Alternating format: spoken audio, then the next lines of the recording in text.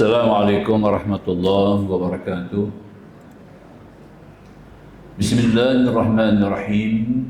Alhamdulillahi rabbil alamin wa bihi nasta'in wa umuri dunya waddin. Wassalatu wassalamu ala sayyidil mursalin Sayyidina Muhammadin al-amin wa ala alihi wa sahbihi wa man da'a bi da'watihi ila yaumiddin. Amma ba'du. Subhanaka la ilma lana illa ma 'allamtana innaka antal alimul hakim. Rabbi shrah li sadri wa yassir li amri wahlul 'uqdatam min lisani yafqahu qawli. Mari kita bersama-sama bertalbiyah, melazimkan talbiyah insyaallah. Ikut sama-sama ya. Labbaik Allahumma labbaik. لبيك لا شريك لك لبيك إن الحمد والنعمة لك والملك لا شريك لك لبيك اللهم لبيك لبيك لا شريك لك لبيك إن الحمد والنعمة لك والملك لا شريك لك لبيك اللهم لبيك لبيك لا شريك لك لبيك إن الحمد والنعمة لك والملك لا شريك لك. Alhamdulillah, mengikut dalam jadual kita hari ini kita sentuh tentang 3 jenis haji ya, insya-Allah. Haji ada 3 jenis. 3 cara, bukan 3 jenis, 3 cara. Itu yang paling tepat sekali noh. Jadi mana dalam syariat Islam cara pelaksanaan ibadah haji itu ada 3 cara. Ya, 3 cara. Jadi kita boleh pilih satu di antara 3 lah. Ya, tak boleh 3-3 sekali.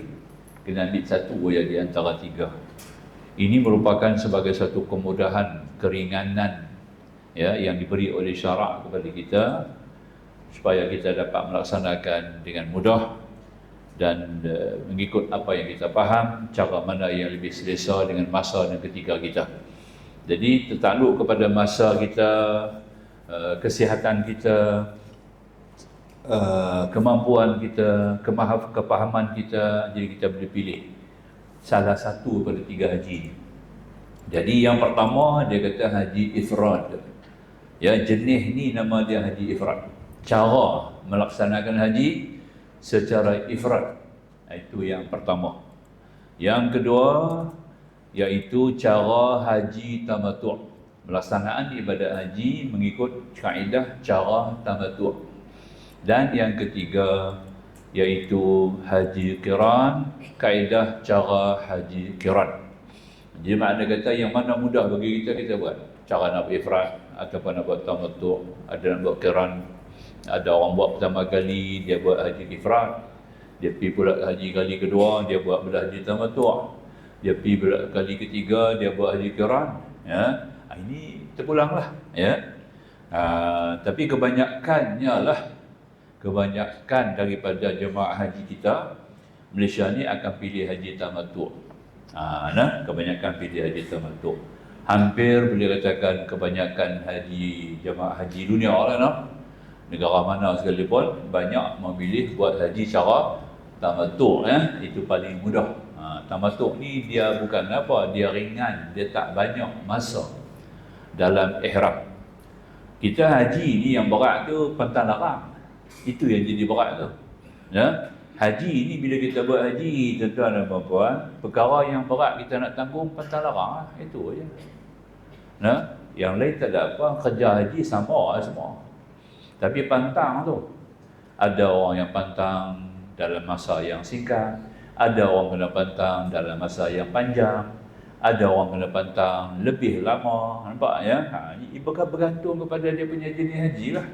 Masa juga dia ambil kira. Ya, maka tu dengan kerana tu Syarak bagilah kelonggaran kepada kita di mana kita boleh memilih antara mana cara yang kita rasa lebih mudah bagi kita buat. Mari kita tengok dulu apa dia benda ni. Haji ifrad ni apa makna, tamattu' ni apa makna, qiran ni apa makna. Baik. Kita masuk ifrad dululah nah. Ifrad dia kata. Makna ifrad. Daripada segi bahasa lah. Daripada lughah bahasa Arab ke bahasa Melayu maknanya menyendiri ataupun menunggal. Menyendiri ataupun menunggal. Daripada kalimah dia, perkataan dia tadi ni fardun. Ya, ifrad ni perkataan fardun maknanya menunggal. Salah satu nama Allah SWT Al-Fardu, nama Allah tu, iaitu Allah tunggal. Al-Fardu. Kereta apa ada juga Al-Fad, kereta. Itu nama Arab tu, Al-Fad tu. Al-Fard, tu. Jadi Jepun pandai lah. Dia buat nama Arab, pakat beli habis orang Arab beli. Tu lah Al-Fard. Tu lah, tu dia cerita dia lah. Jadi menurut makna ifrad pada segi syarak, makna istilahi. Pada segi syarak maknanya mengerjakan haji lah terlebih dahulu setelah selesai semua urusan haji, barulah dibuat umrah pula. Jadi umrah di sini tidak ada jadi wajib, jadi sunat bagi dia. Tak wajib dah. Sebab dia dah buat haji ifrad tu, sudah cukup dah haji ifrad tu, dah tanggung semua. Jadi bila dia buat haji, buat umrah tu jadi sunat balik. Jadi umrah tu tak jadi wajib dah dia. Yang wajib tu hanyalah haji saja. Ini lebihnya haji ifrad. Maka tu dia punya pahala pun tinggi, fadilah dia pun lebih. Haji ifrad ni. Tinggal lagi dia punya pantang sikitlah. Dia haji ifrad ni bila kita buat juga kita pun tak kena bayar dam. Dia tak ada dam. Kita tak payah bayar dam. Dia makna kata dia bersih daripada segi masa dan ketika dia tadi ini tidak terlibat dengan apa-apa urusan yang lain kerana dia semata-mata haji, maka dia dianggap sebagai suatu yang betul-betul jatilah dalam ibadat haji. Itu artinya haji ifrad. Tapi orang buat haji ifrad ni dia kena buat juga umrah barang sekali. Walaupun umrah dia sunat, tapi dia kena buat juga umrah barang sekali. Bila dia buat umrah, baru haji itu nama ifrad. Tapi kalau dia tak buat umrah, hajinya tetap sah. Haji ifrad tu sah, tapi tak dinamakan ifrad. Nama dia haji mutlak. Jangan beza tukar nama lah. Dia kopi juga, tapi kopi O. Itu dia lah. Kalau buat umrah jadi kopi susu. Itu dia cerita dia. Nampak tu? Itu cerita dia. Jadi pendek kata, macam mana kata orang buat ifrad ni, dia kena buat juga umrah barang sekali. Sebab dalam mazhab Syafi'i, diwajibkan sekali haji, diwajibkan sekali umrah. Nampak tak? Memandangkan kita buat haji adalah termasuk antara haji urusan yang besar, maka termasuk dalamnya siap dah. Maka itu kita hanya sunat mengerjakan umrah, keluar daripada khilaf. Sebab ada ulama yang mewajibkan umrah juga. Jadi maka dengan kerana itu, tuan-tuan yang buat haji ifrad ni, kita buat haji dulu. Faham dia lagu ni lah. Kita buat kerja haji betul-betul. Kita tak buat umrah. Ya, dalam semasa kita berada di Mekah tu, sepanjang daripada awal miqat zamani, masa musim haji itu, kita hanya berniat haji semata-mata. Kita niat haji saja. Bila kita niat haji, dan kita akan buat kerja haji pada awal sampai habis lah. Sampai siap semua kerja ibadah haji semua selesai. Ya, sebelum kita nak balik ke Malaysia lah. Kita pun buatlah barang sekali umrah. Bila buat sekali umrah, jadilah haji kita tu dinamakan haji ifrad. Kalau kita tak buat umrah, kita balik doa dengan haji je, tak buat umrah. Sebab ada juga jemaah yang dia faham lagu tu, pasal dia dapat nama-nama, dia terima maklumat macam tu. Yang mengajak dia, yang guru mengajak dia, dia kata lagu tu kat dia, haji ifrad ni tak payah buat umrah. Dia kata haji ifrad tak payah buat umrah. Dia tak perjelas habis-habis, tak bagi tahu lebih lanjut. Maka orang ni pun buat haji balik doa. Dia mai lah lepas 2-3 tahun dia mai kursus haji di Seberang Jaya. Masa tu saya mengajak kursus di Seberang Jaya lah, Masjid Seberang Jaya. Dia dengar dia cerita ni, dia mai tadi, saya buat haji saja, saya buat umrah dia kata, 4 tahun dulu. Pasal depa kata, dia tak mau kata cikgu ke guru kata, dia kata depa kata. Depa kata buat haji tak payah buat umrah, saya tak buat lah ustaz. Jadi bila dengar ustaz kata tadi dulu ni, tu dah terkilan dah juga kita dah. Jadi kita dapat haji apa? Haji mutlak. Dapat kopi O ya.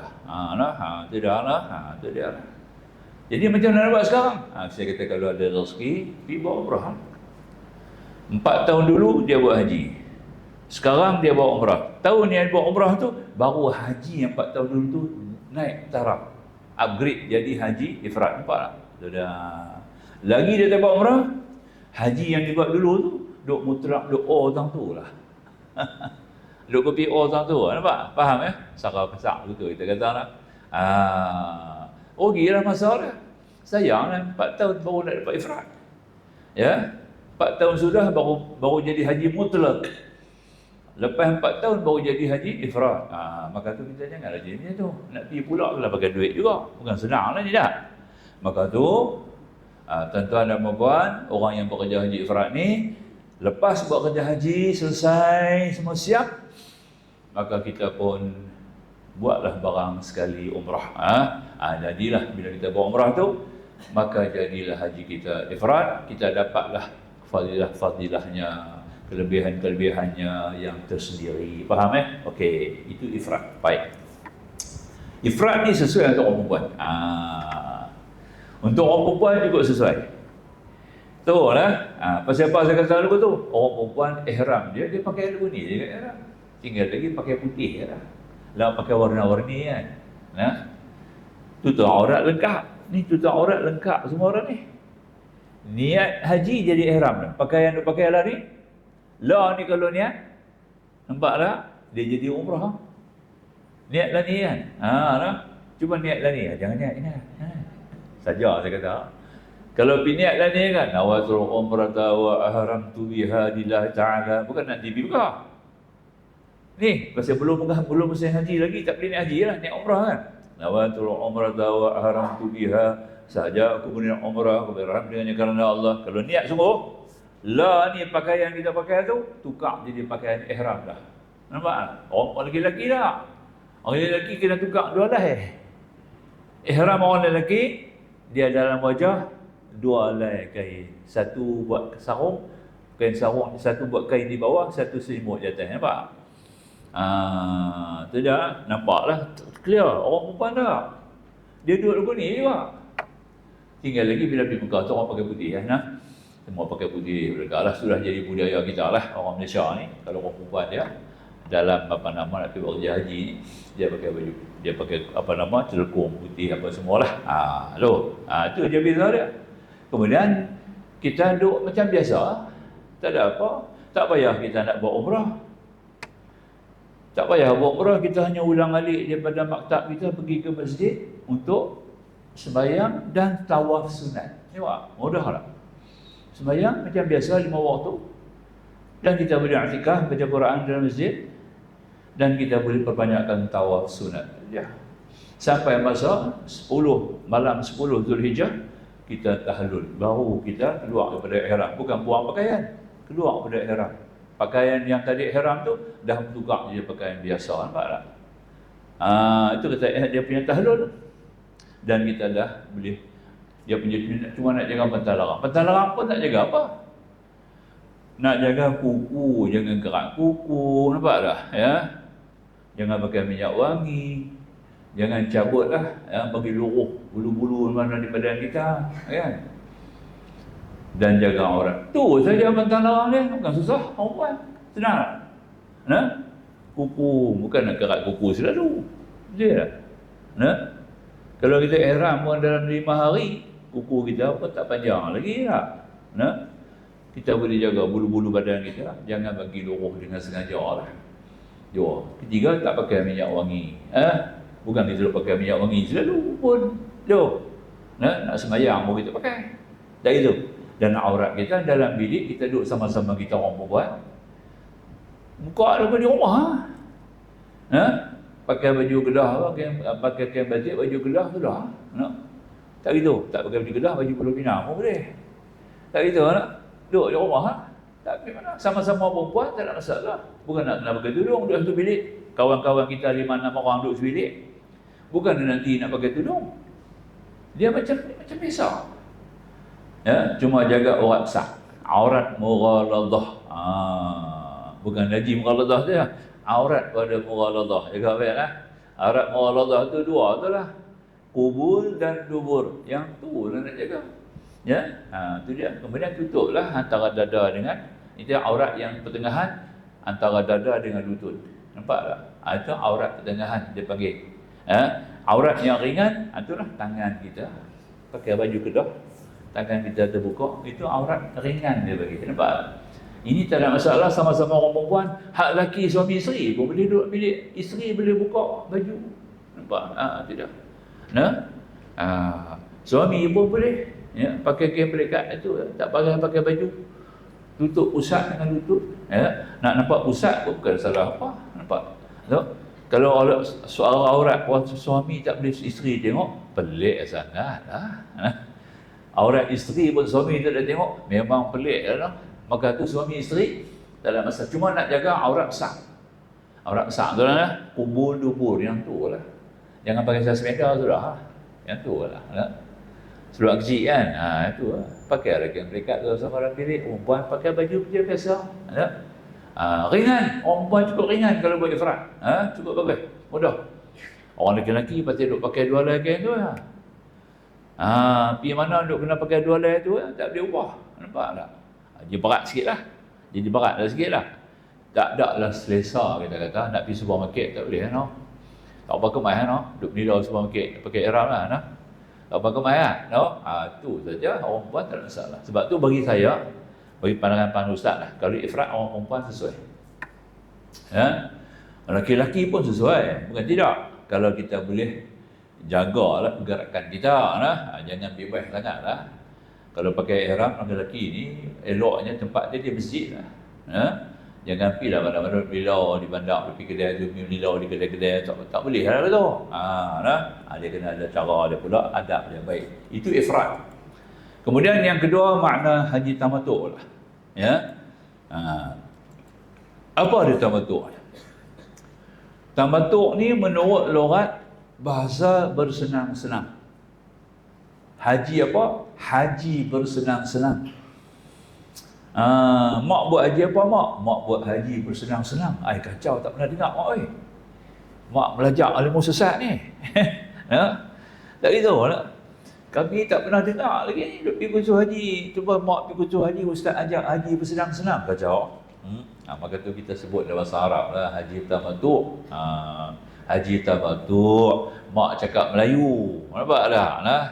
Makna tamattu' tu bersenang-senang.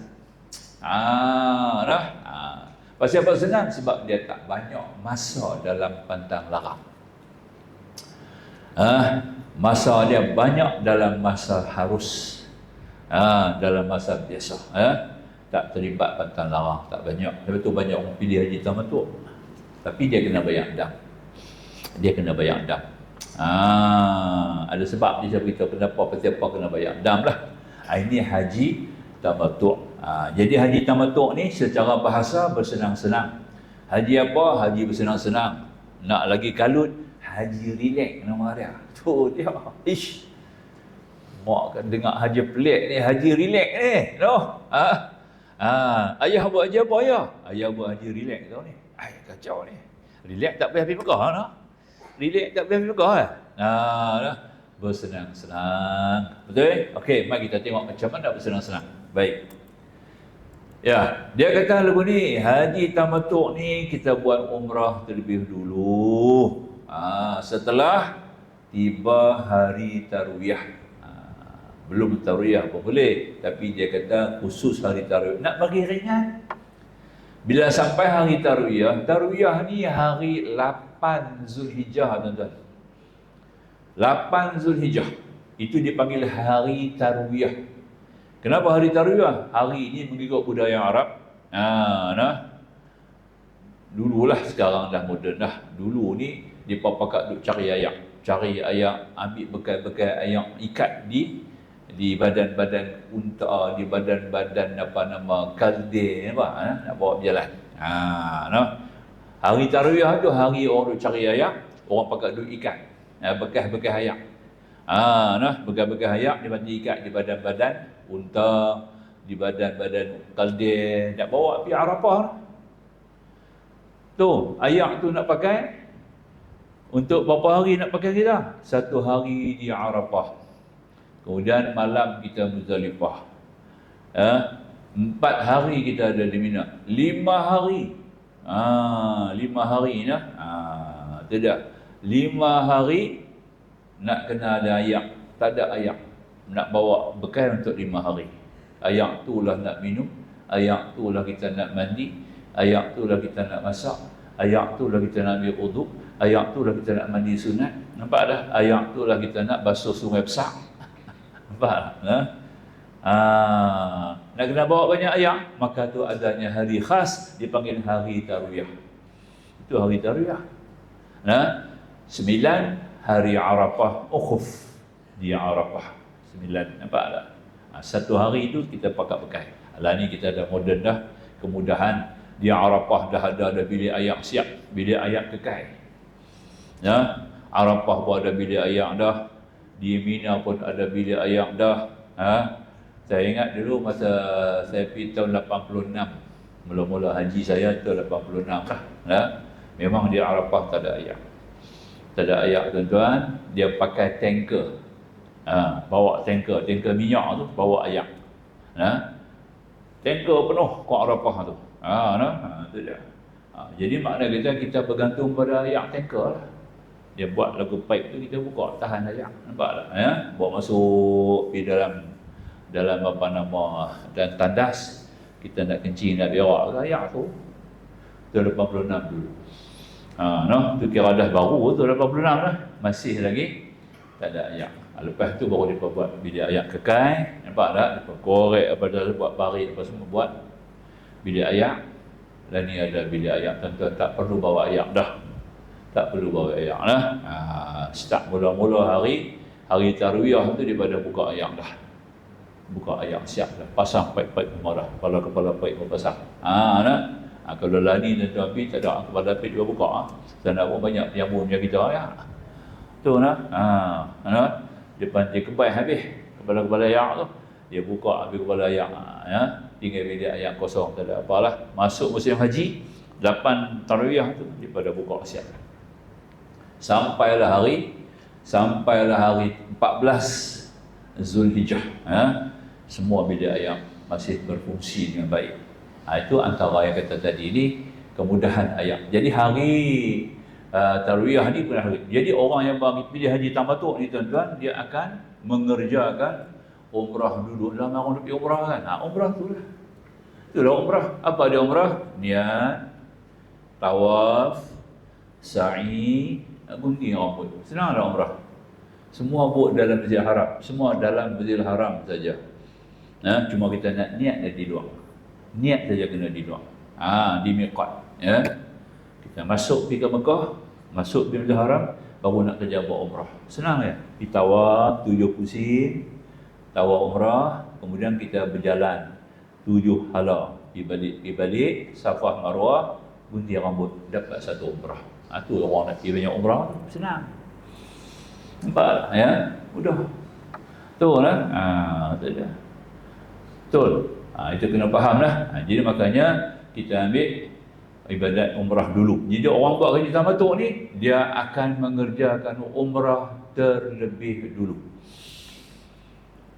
Daripada Malaysia sampai ke Jeddah, daripada Jeddah masuk ke Mekah, dia akan kerja umrah dulu. Umrah tak lama lah, makan lebih kurang dalam 4 jam. Kita keluar daripada hotel kita, pergi ke masjid, ataupun kita dah pergi niat, siap dah, dia pergi masjid, kita dah habis tawaf sa'i, kita patah balik ke hotel kita, lebih kurang 4 jam. Siap dah 1 umrah. Nampak tak? Senang. 1 hari boleh buat 3 kali umrah. Jadi kita buat mula lah. Mula tu punya umrah tu mustahak. Yang tu yang datang kepada haji tamattu' ni.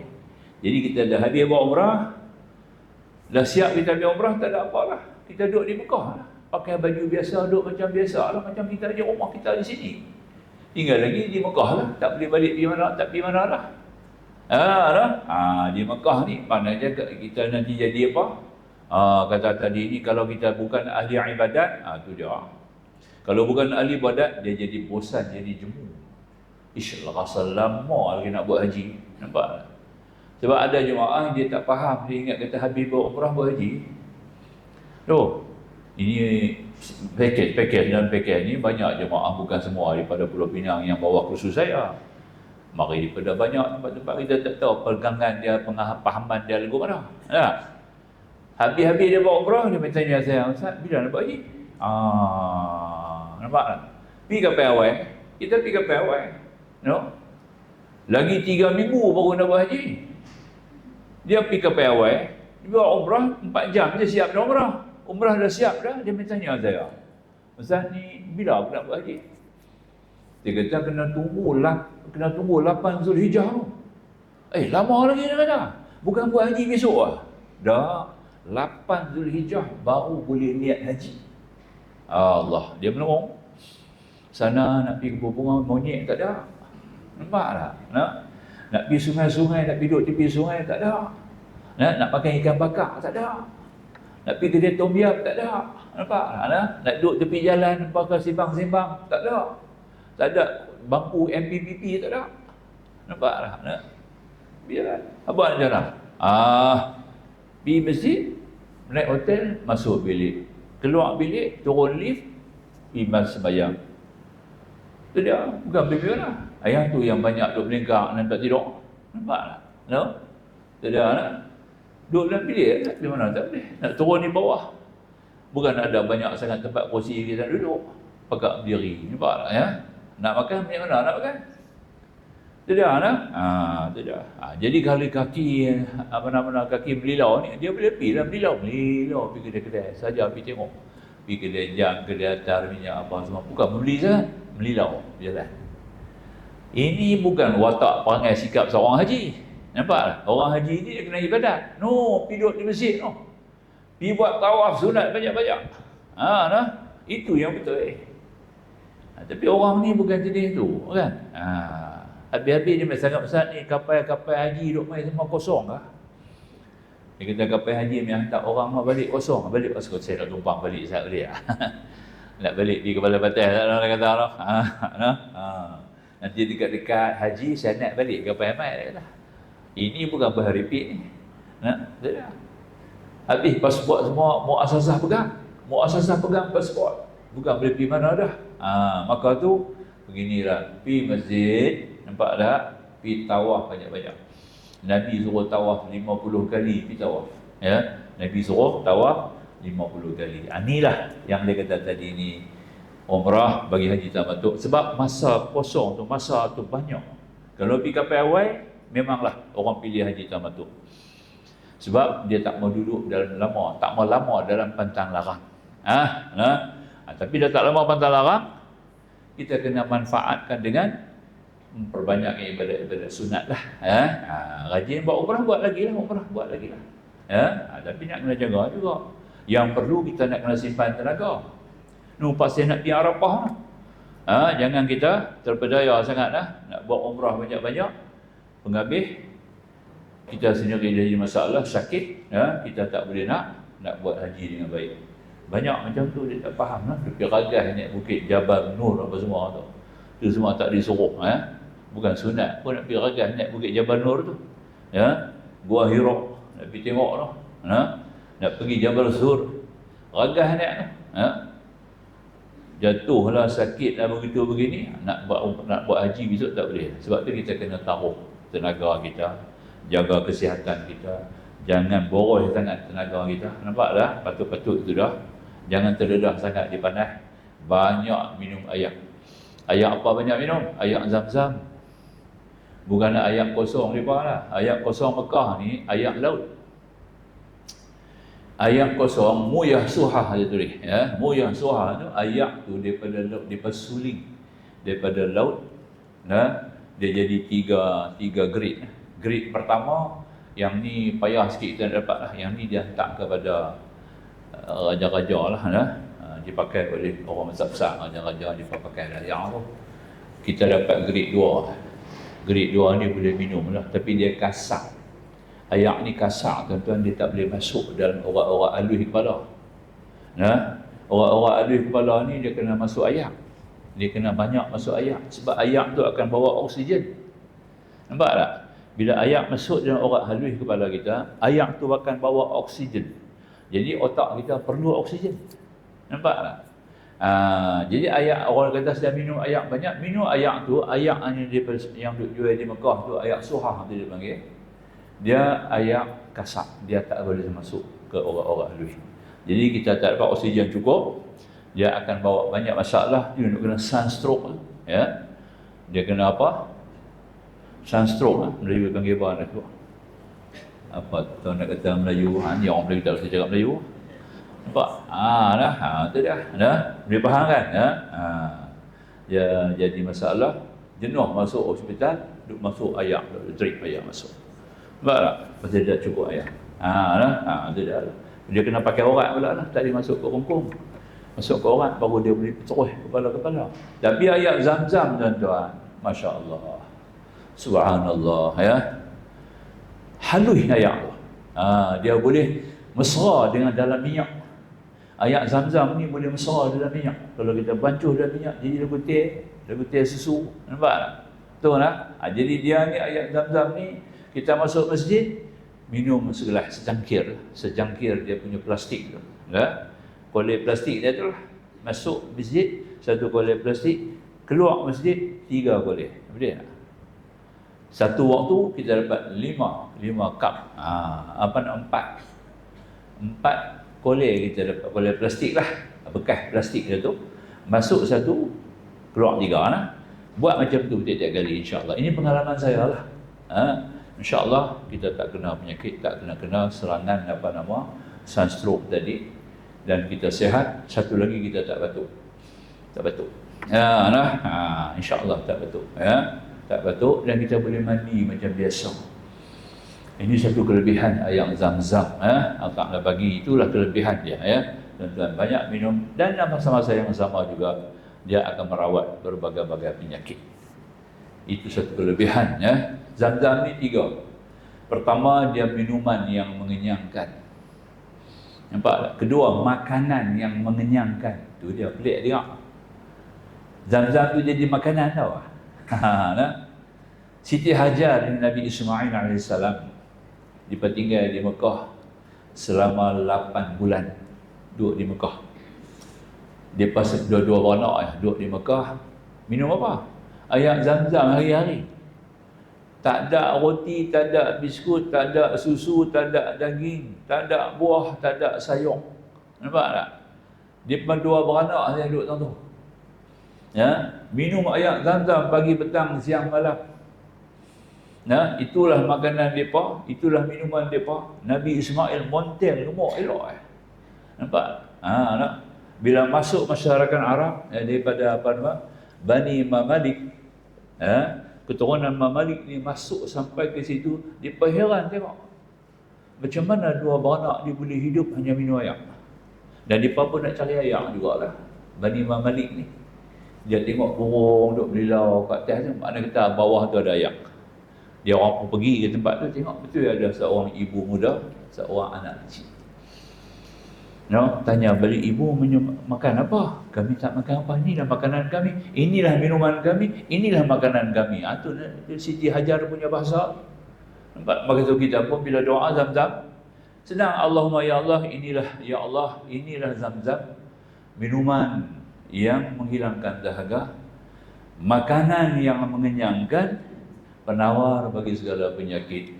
Minum, insya-Allah. Kenyang. Nampak tak? Tu dia. Tak ada. Kalau kurus pun kurus elok, bukan kurus kering. Tu dia.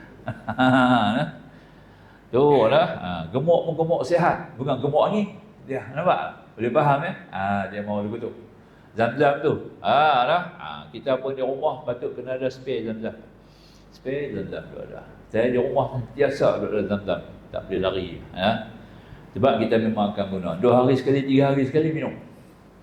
Sebut begitu lah, Allahumma ya Allah Zam-Zam, ya, sebagai minuman yang menghilangkan dahaga. Nampak tak?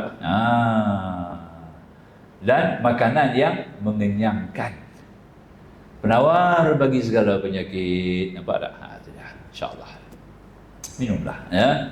Apa-apa penyakit kita semua hilang. Tu lah, itu dia. Boleh. Jadi ini satu di antara kelebihan tuan-tuan. Jadi bagi kita balik kepada tadi cerita tadi umrah. Habis kita buat umrah, barulah kita buat haji, ya. Dia tak boleh buat haji dalam masa umrah tu, tak boleh sebab tak sampai, kita belum sampai 8 hari bulan. Bukan tak boleh niat awal, boleh. Niat awal dalam ihram lah. Bila kita ada niat, kita duduk dalam ihram tu. Kita nak pergi mana? Tak boleh lagi duduk di Mekah dalam ihram, lagi berat. Maka tu syarak fiqh lah. Fiqh bagi kita kelonggaran pada 8 hari bulan niat.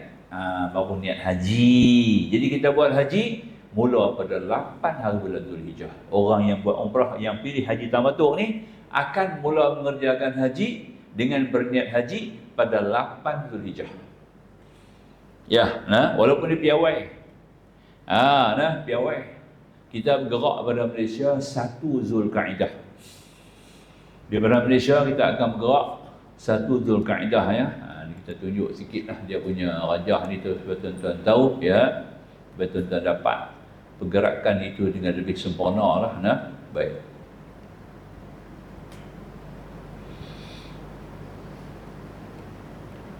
Iya. Tunjuk. Ya. Baik.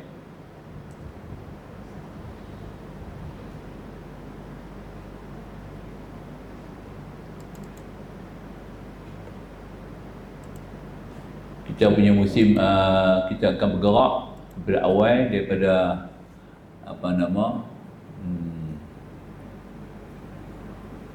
tarikh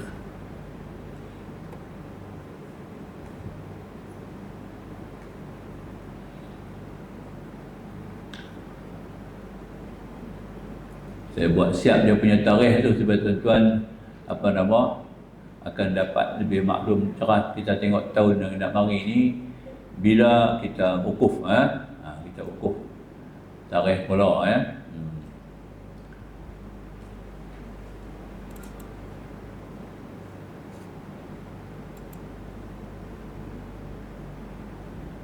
Tak nampak dah.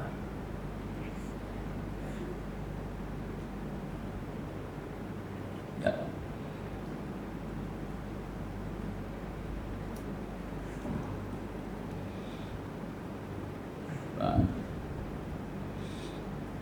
InsyaAllah kita buat siap dah nak tunjuk.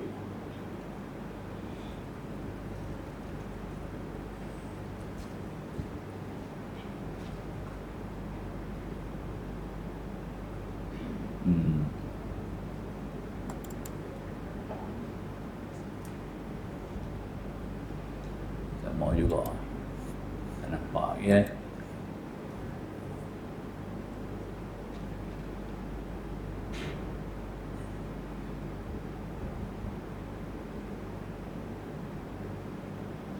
Miqat bang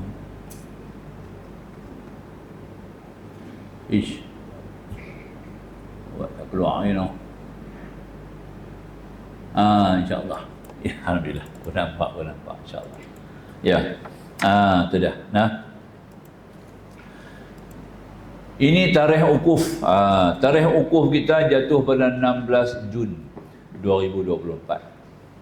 Kalau Allah Ta'ala izin, tuan-tuan dijemput, jemaah tuan-tuan dan perempuan ni akan berada di Arafah pada 16 Jun. Allah Ta'ala izinlah, 16 Jun ada di sana, sama dengan 9 Zulhijjah lah. Itu tarikh wukuf. Baik. Ya. Tarikh penerbangan.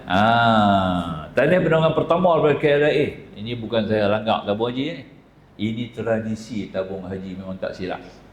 Tiap-tiap tahun tabung haji akan penerbangan awal daripada Malaysia akan bergerak pada 1 Zulkaidah bersamaan dengan 10 Mei, hari Jumaat. Ini kapal mula yang akan bergerak daripada KLIA, ya, jatuh pada hari Jumaat, yang akan diraikan oleh Yang di-Pertuan Agong. Hebat sikit lah. Tuan Agong diturun mai, ya, mengucapkan selamat jalan kepada para jemaah haji penerbangan pertama daripada KLIA, tetamu-tetamu Allah yang punya kebesaran istimewa. Ini tuan-tuan kapal Mola. Jadi tuan-tuan kalau pergi kapal Mola 10 Mei, nampak saja saya cerita lah. Kalau tuan-tuan buat 10 hari 10 Mei tuan-tuan berangkat, tuan-tuan pilih haji apa? Haji ifrad. Kata contoh jadi ifrad lah. Haji ifrad kita niat haji tau. 1 Mei tuan-tuan bergerak daripada KLIA, tuan-tuan niat haji, ya. Tuan-tuan ukuh pada 9. Makna kata 16 Jun, tuan-tuan akan pakai ihram 10 Mei sampai 16 Jun. Itu dia. Dan duduk dalam pantang larang. Janggut apa tak boleh cukur, kuku tak boleh potong. Nampak dah? Berserabut lah. Kalau lelaki-lelaki lah, 10 Mei sampai 16 Jun bayang tengok. 10 Mei 10 Jun dah 1 bulan. Kemudian 6 hari lagi. Kena tunggu sehari 1 malam lagi. Untuk semalam 10. Nampak? Baru kita boleh gunting. Itu dia. Biasanya tabung haji akan tangguh bawa jemaah pada 17 Jun. 17 Jun baru kita akan melontar Jamratul Aqabah, Jamratul Kubra, baru kita boleh tahlul pertama, baru tanggal pakaian. Nampak tak? Samalah. Orang perempuan tak ada masalah lah. Sebulan pun duduk betul lah. Nampak laki-laki nampaklah berubah sikit. Janggut panjang, misai panjang, kuku panjang, nampak tak? Sudah dah. Jadi kita dah biasa cukur. Kacau. Nampak tak? Maka dia kata orang yang pergi awal ni dia tak mau buat haji ifrad, dia pilih haji tamattu lah. Kalau kita pilih haji tamattu, kita pilih haji tamattu, tarikh penerbangan pertama kita pergi kapal Mola. Kita pergi kapal Mola pada 10 Mei. Kita niat umrah, tak niat haji. Nawatul umrah tahu ahram tu biha. Kita sampai di Mekah pada 11 Mei kita sudah selesai kita punya umrah. 11 Mei dah selesai kita punya umrah, kita kemudian kita ukuf pada 12 Jun. Nampak tak? Jadi kita hanya 16 Jun kita ukuf, kita niat pada 15 Jun baru niat haji. Jadi tuan-tuan duduk lama dalam Mekah, bukan dalam ihram, tidak dalam ihram. Nampak tak? Senang tak? Itu panggil haji senang-senang. Nampak? Nampaklah dia punya sedikit jalanan ini tuan-tuan. Jadi ingat tercatat tarikh ni lah. Tarikh ni 16 Jun kita akan ukuf dan 1 bulan kita akan berangkat. 1 Zulhijjah maknanya kita akan berada di kita akan bergerak daripada ni. Jadi tuan-tuan bila dapat tawaran besok tabung haji, sorat tu kena tanya kita lah, nak pergi kapal awal ke, kapal tengah ke, kapal akhir ke, kita tik lah. Nak pergi kapal awal, mungkin pergi kapal Mola ni, nampak lah. Kalau tak ada masalah, pergi kapal awal, balik-balik awal. Nampak tak? Itu je. Kalau tidak ada masalah, pergi kapal tengah. Kalau agak-agak ada urusan, pergi kapal akhir. Ini tuan-tuan pilih sendiri. Jangan duduk serah kepada pegawai. Ni makcik nak pergi Mekah ni, pilih kapal yang mana? Kapal yang mana pun tak apa, cik. Asal pakcik pergi sudah. Jangan buat kerja tu. Makcik duduk tunggu lama dah nak pergi, cik. Dah dapat ni makcik nak pergi lah. Tak usah tanya makcik lah. Asal hantar makcik pergi sudah. Kerani tu pergi catat kapal lah. Kerani tu dia pergi bawa kapal akhir. Tak ada. Nampak tak? Makcik duduk menengok. Orang pergi Mekah dia tak pergi lagi. Seorang turun pergi, seorang turun. Aku awak tak bagi. Dia main tabung haji. Ni makcik pasal apa tak pergi lagi ni? Nampak tak? Kawan-kawan makcik semua pakai duk pergi lah. Nampak tak? Nanti terlepas kapal pula makcik. Tengok. Makcik kapal lah makcik. Makcik kena naik Kuala Lumpur. Tu dia Kuala Lumpur. Nampak tak? Maka tu tuan-tuan dan puan-puan, dapat borang tu jangan pakai duk cakap begitulah. Ingat, kalau tak faham, pergi tanya pegawai tabung haji ataupun boleh telefon Ustaz Hasan lah. Boleh tanya saja insya-Allah. Ya. Kita nak pergi kapal mana Ustaz? Nak pergi kapal mula ke? Nak pergi kapal tengah ke? Nak pergi kapal akhir ke? Nampak tak? Tu nah. Tu dah. Jangan minta kapal laut sudah. Tak ada nah. Okey. Sekarang kita masuk kepada habis dah tu. Dapat nah. Tengok pula kepada yang tadi ni haji apa pula? Masuk kepada haji kiran. Haji kiran tuan-tuan. Haji kiran ni daripada segi lughah kiran eja ada sama Al-Quran juga tapi baca ada kiran lughah artinya berserentak bergabung. Dia berserentak bergabung. Itu kita panggil haji gabungan. Tu dah lah. Bukan koperasi juga gabungan. Haji pun ada gabungan juga lah. Dia gabung sekali. Niat dua buat satu kerja. Niat dua. Nawatul hajja wal umrata. Niat dua. Tapi buat satu kerja. Haji kiran dia panggil. Haji kiran ni tuan-tuan untuk orang Malaysia dia tak buat. Orang Malaysia dulu ni saya ingat kursus-kursus dulu sampai tak ajak dengan kursus lah. Tak payah mengaji lah buat haji kiran ni. Kata kita bukan buat haji kiran. Tak boleh, tuan-tuan kena mengaji juga haji kiran. Perlu, haji kiran ni perlu. Perlu dia kata. Ya? Laki-laki pun perlu, perempuan pun perlu. Dia orang perempuan ada dua lah. Pertama, orang perempuan yang ada head. Kedua, masalah sakit. Kita tak tahu sakit ni macam mana dia jadi. Di Mekah ni pelik tuan. Dia nak cerita kita tak dapat duga. Tak pasal-pasal. Dah pula jatuh sakit. Itu kalau di Mekah. Kita orang lelaki-lelaki pula duduk elok-elok. Nampak tak? Duduk elok-elok kan. Tu dah duduk elok-elok parang jadi golok. Tu dia. Nampak tak? Tu nak kena jaga. Jadi kita kena ambil ubah. Tu lah. Tetap jatuh sengap masuk hospital. Tak pasal-pasal. Ini jadi. Maka tu kita kena standby. Haji kiran ni dia sebagai suatu, kita kata kita hanya sebagai satu pertaruhan sajalah. Kita taruh dia tu sebagai satu keselamatan saja. Dia ni bila sampai kepada darurat kita pakailah. Orang duk keluar masuk hospital kerap ni elok buat haji kiran. Mekah ni semua orang boleh pergi. Cuma kalau pakar keluar surat tak boleh pergi, baru tak pergi lah. Kalau tak ada surat daripada pakar kesihatan, memang tak ada apa-apa halangan kecuali orang yang ada dialisis. Pasal cuci buah pinggang. Dialisis, orang dialisis memang tak boleh pergi Mekah. Tabung haji tak bagi. Siapa yang ada dialisis, kena cuci buah pinggang, memang tak boleh pergi lah. Confirm tak boleh pergi, dia kena upah orang. Upah orang buat haji kat dia. Dia panggil badal haji lah. Itu orang ada dialisis tuan-tuan. Lain penyakit memang tabung haji lepas. Nampak tak Tak ada masalah. Jantung-jantung pun pergi lah, penat-penat pun pergi lah. Tabung haji tak larang. Kecuali ada surat pakar. Pakar keluar surat kata orang dibahaya tak boleh pergi, baru tak pergi. Nampak tak?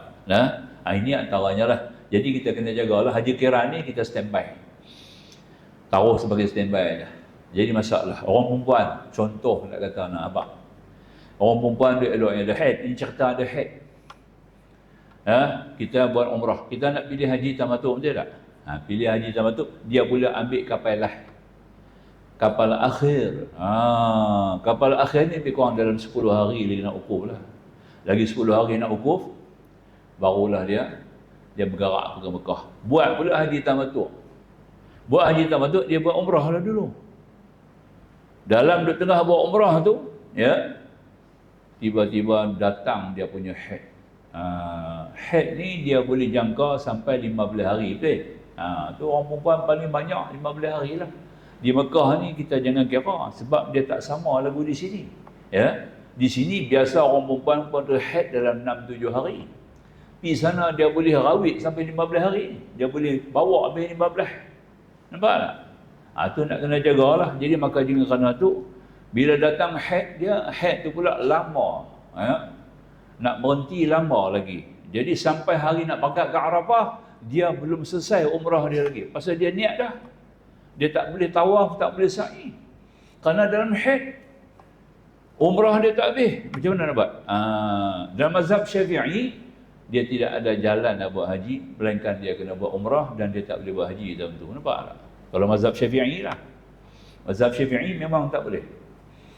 Dia akan terus dalam haid dia kena tunggu sampai habis haid tu kering, dia kena pergi tawaf umrah, dia sa'i umrah, maka terlepaslah haji dia dah.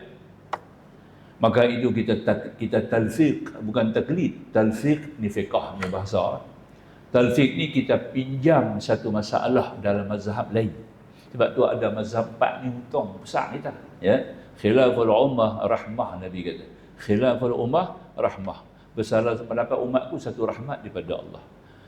Kita tak ada dalam mazhab Syafi'i. No, kita pinjam satu masalah dalam mazhab Maliki. Mazhab Maliki kita boleh. Dia kena lompat masuk jadi haji qiran, nampak tak? Tadi haji tamattu. Haji tamattu. Maka pada hari nak berangkat ke Arafah tu, umrah dia tak habis lagi. Dia dah niat umrah dah. Dia cuma tambah satu niat haji. Jadi sebelum dia nak keluar daripada Arafah, daripada rumah dia pergi ke Arafah, pada 8 Zulhijjah tu, dia pun berniatlah haji. Niat haji pula, nawatul hajjah. Jadi bila dia niat haji, sedangkan umrah dia belum selesai, maka dia sudah tergolong dalam kumpulan haji qiran nama dia. Nampak tak? Selamat. Hujung ada mazhab Maliki. Nampak tak? Terselamat dia boleh buat haji. Kalau tidak ada pendapat dalam mazhab lain, tinggal Syafi'i saja, jenuh kita tak boleh buat haji tahun tu. Dah nak tunggu haji punya lama dah dapat pula tak boleh pergi pula, tak boleh buat. Tak gitu. Inilah satu kelebihan ada pandangan-pandangan mazhab lain yang boleh beri izin. Jadi kita pakai mazhab Maliki, dia kata orang ni kena tukar daripada haji tamattu menjadi haji qiran. Faham Nampak dapat satu tip hari ni. Orang perempuan dari sini awak. Sama juga orang sakit. Orang yang tidak haid pula sakit. Lepas-lepas dia buat umrah, jatuh, nampak tak? Kolaps, masuk hospital. Nampak tak? Duk terkejang dalam hospital tu, koma. Nampak tak? Sampai hari nak pergi Arafah, dia duk koma lagi. Umrah tak ada buat lagi ni. Dia belum buat umrah dia lagi. Hanya dia niat umrah saja pakai ihram dah. Nampak tak? Dengan ihram dia, dengan niat dia saja, maka tabung haji akan bawa dia pergi ke Arafah. Nampak tak? Bawa pergi ke Arafah, duk tunggu dia sedap. Masuk Zuhur 9 Zulhijjah. Dia pun lepas Zuhur tu dia sedap, buka mata. Jadi pegawai perubatan nak pergi tanya dia, alhamdulillah pak cik sedap lah. Pak cik tak sedap tu ni, dekat 16 hari tak sedap ni. Pak cik dah niat umrah ke? Tak buat umrah lagi kan? Sekarang pak cik niat haji pula. Pasal pak cik ada di Arafah ni. Niat haji lah, dia pun niat nawatul hajjah wa ahramtu bi ta'ala. Nampak tak? Tu lepas tu pingsan balik, tak apa dah. Haji pingsan, tak pergi kat dia. Nampak tak? Sebab dia dah niat dah. Dia dah berakal dan dia berniat, dia sudah jadi haji apa? Haji qiran. Bukan haji tamattu' lagi dah. Itulah kelebihan dia tuan-tuan. Yang kata tadi ni, berapa besarnya kita dapat rahmat sebab ada 4 mazhab. Jadi kita boleh pinjam mazhab-mazhab kita tu untuk memudahkan kita melakukan kerja secara langsung, bukan nak cari kemudahan, nak keluar pada masalah. Dia panggil talfiq, bukan taklid. Talfiq. Jangan salah faham pula, dia kata taklid tak betul. Taklid ni kita ikut. Talfiq ni kita pinjam satu masalah, nak membolehkan kita melaksanakan. Itu 3 jenis haji, insya-Allah haji qiran. Jadi haji qiran ni dia kena bayar dam lah. Pasal apa kita kena bayar dam tuan-tuan? Untuk haji tamattu' dengan haji qiran ni. Kenapa? Kita kena ni, saya pun dapat jawapan ni daripada tuan guru kita, seorang alim besar di Mekah. Tak itu kan? Tuan guru Haji Badal nama dia. Pak Dil, kita panggil Pak Dil.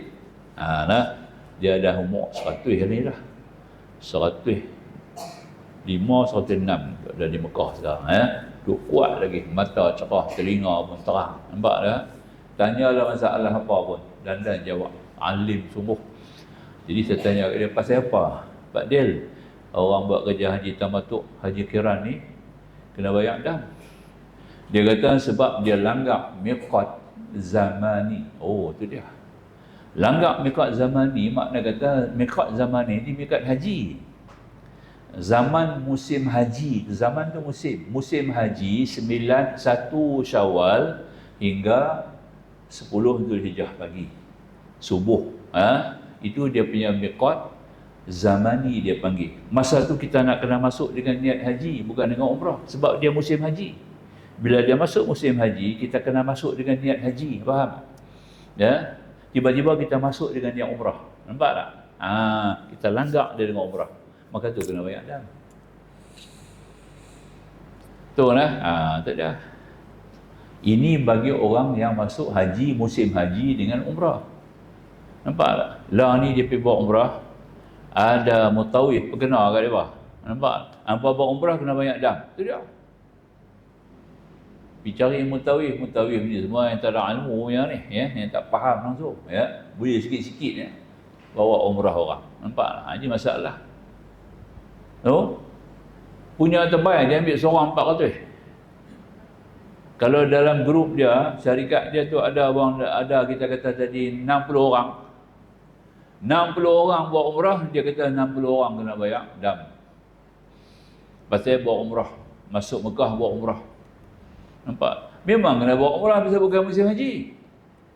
Bukan musim haji, masuk dengan umrah tak ada masalah. Yang jadi masalah musim haji masuk dengan umrah, yang tu masalah. Sebab tu kena bayar dam. Jadi bagi orang yang buat umrah tadi, musim dia bukan musim haji, tak kena mengena. Tapi mutawif berkena dia, nampak? Apa kena bayar dam? Seorang 400. 60 orang berapa? 24,000. Kenyang. Nampak tak? Balik beli motor baru. Nampak tak? Dah daripada terlepas balik baru mi habaq kata. Ustaz, ni mutawif bagi kena kan 400, dia kata pasal masuk Mekah kena buat umrah, kena bayar dam. Ini orang berhaji tamattu musim haji, tak kena mengena dengan umrah. Inilah masalah sekarang ni, berhati-hati tuan-tuan kita pergi buat umrah, sebab mutawif ni dia pakai mencabut daripada guru-guru ustaz-ustaz biasalah, ustaz-ustaz ni lah yang bukan ahli dalam bidang ni, ya, yang tidak mengikuti muzakarah haji. Pengurus-pengurus haji, mutawif haji ni mesti mereka yang sudah menyertai muzakarah haji, antara anggota majlis muzakarah haji, baru boleh mengajar umrah, baru boleh jadi mutawif. Kalau tidak, jangan. Nampak tak?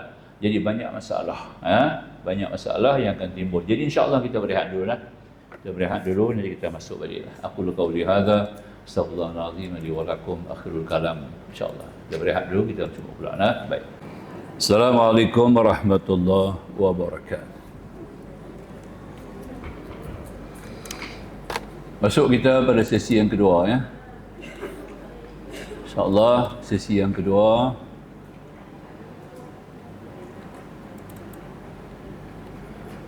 tentang rukun-rukun haji. Ya, ini paling mustahak, ya. Rukun dan wajib haji, ya. Dua perkara. Mungkin kita tak sempat habis semua ni. Kita akan lajak sikit lah sebab kita dah masuk makan. Waktu rehat kita dah lajak sikit. Kita lajak sikit lah kita punya sesi kedua ni lah. Baik. Masuk yang pertama, rukun haji, ya. Baik. Rukun dan wajib haji, ya. Bagi haji, dia ada rukun dan dia ada wajib. Tak sama, tuan-tuan. Dalam ibadat haji, mazhab Syafi'i, wajib dengan rukun dua perkara yang berbeza. Hak lain semua, bab zakat, bab puasa, bab solat, sama. Wajib dan rukun adalah sama. Tapi dalam ibadat haji, tak sama. Itu dia. Sebab tu dia kena kelas bagi dua. Satu bahagian wajib, satu bahagian rukun. Haji yang mana wajib, yang mana rukun. Secara mudah kita faham, ada 6 yang wajib bagi haji, ada 6 rukun bagi haji. Ada 6 ya, insya-Allah. Baik.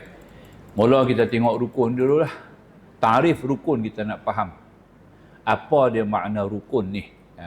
Tuan-tuan dan puan dah mengaji lah bab fiqh dulu. Kita anak-anak kita dah mengaji dah rukun tu apa? Ya. Suatu yang mesti dipenuhi untuk sahnya suatu pekerjaan. Suatu yang mesti dipenuhi, diadakan untuk sahnya sesuatu pekerjaan. Itu kita panggil rukun. Apa-apa pun lah, ya. Contoh dia kata tadi ini, contoh membaca Fatihah dalam sembahyang. Rukun bagi bab sembahyang. Membasuh muka dalam uduk, rukun bagi uduk. Tak dapat tidak lah. Rukun ni mesti kena ada. Wajib mesti kena ada. Kalau tidak ada dia, maka tidak sahlah pekerjaan itu ataupun ibadat itu. Ini kita nak faham dia dulu. Ya. Sama juga macam diri kita. Diri kita ni ada rukun. Tak ada dia, kita tak boleh hidup. Antara rukun kita pertama sekali, jantung. Kena ada jantung. Tak ada tangan tak apa. Tak ada jantung tak boleh. Nampak tak? Kena ada otak. Nampak tak? Kena ada otak. Nampak dia? Tu dia. Otak tu adalah sebahagian daripada rukun. Tak ada otak, mati kita. Kosong tempurung kepala, tu mati. Hati. Orang putih kata liver. Itu adalah rukun bagi kita. Tulang belakang tu rukun bagi kita. Tak ada tulang belakang, kita tak boleh hidup. Ya, dia ada 12 orat besar. Di tulang belakang kita tu dia pegang satu badan tubuh. 12 tulang besar, 12 orat besar dia ada di belakang kita. Dia pegang kita. Jadi kalau kita tak ada tulang belakang, mati. Tak boleh hidup. Itu sebagai rukun. Tak ada telinga tak apa. Tak ada hidung tak apa. Tak ada mata lagi tak apa lagi. Boleh hidup lagi. Nampak? Tak ada mulut, tak ada gigi. Boleh lagi. Tak ada lidah. Boleh lagi. Nampak tak? Tak ada perut, mati. Perut kena ada. Perut tu rukun.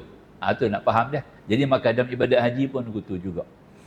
Dia ada perkara-perkara tertentu. Jadi kita tengok sekarang dalam haji, ringkaskan. Tarikh wajib pula perkara yang sesuatu yang mesti lakukan. Dalam haji ni, ibadat haji. Satu perkara yang wajib kena buat. Ya.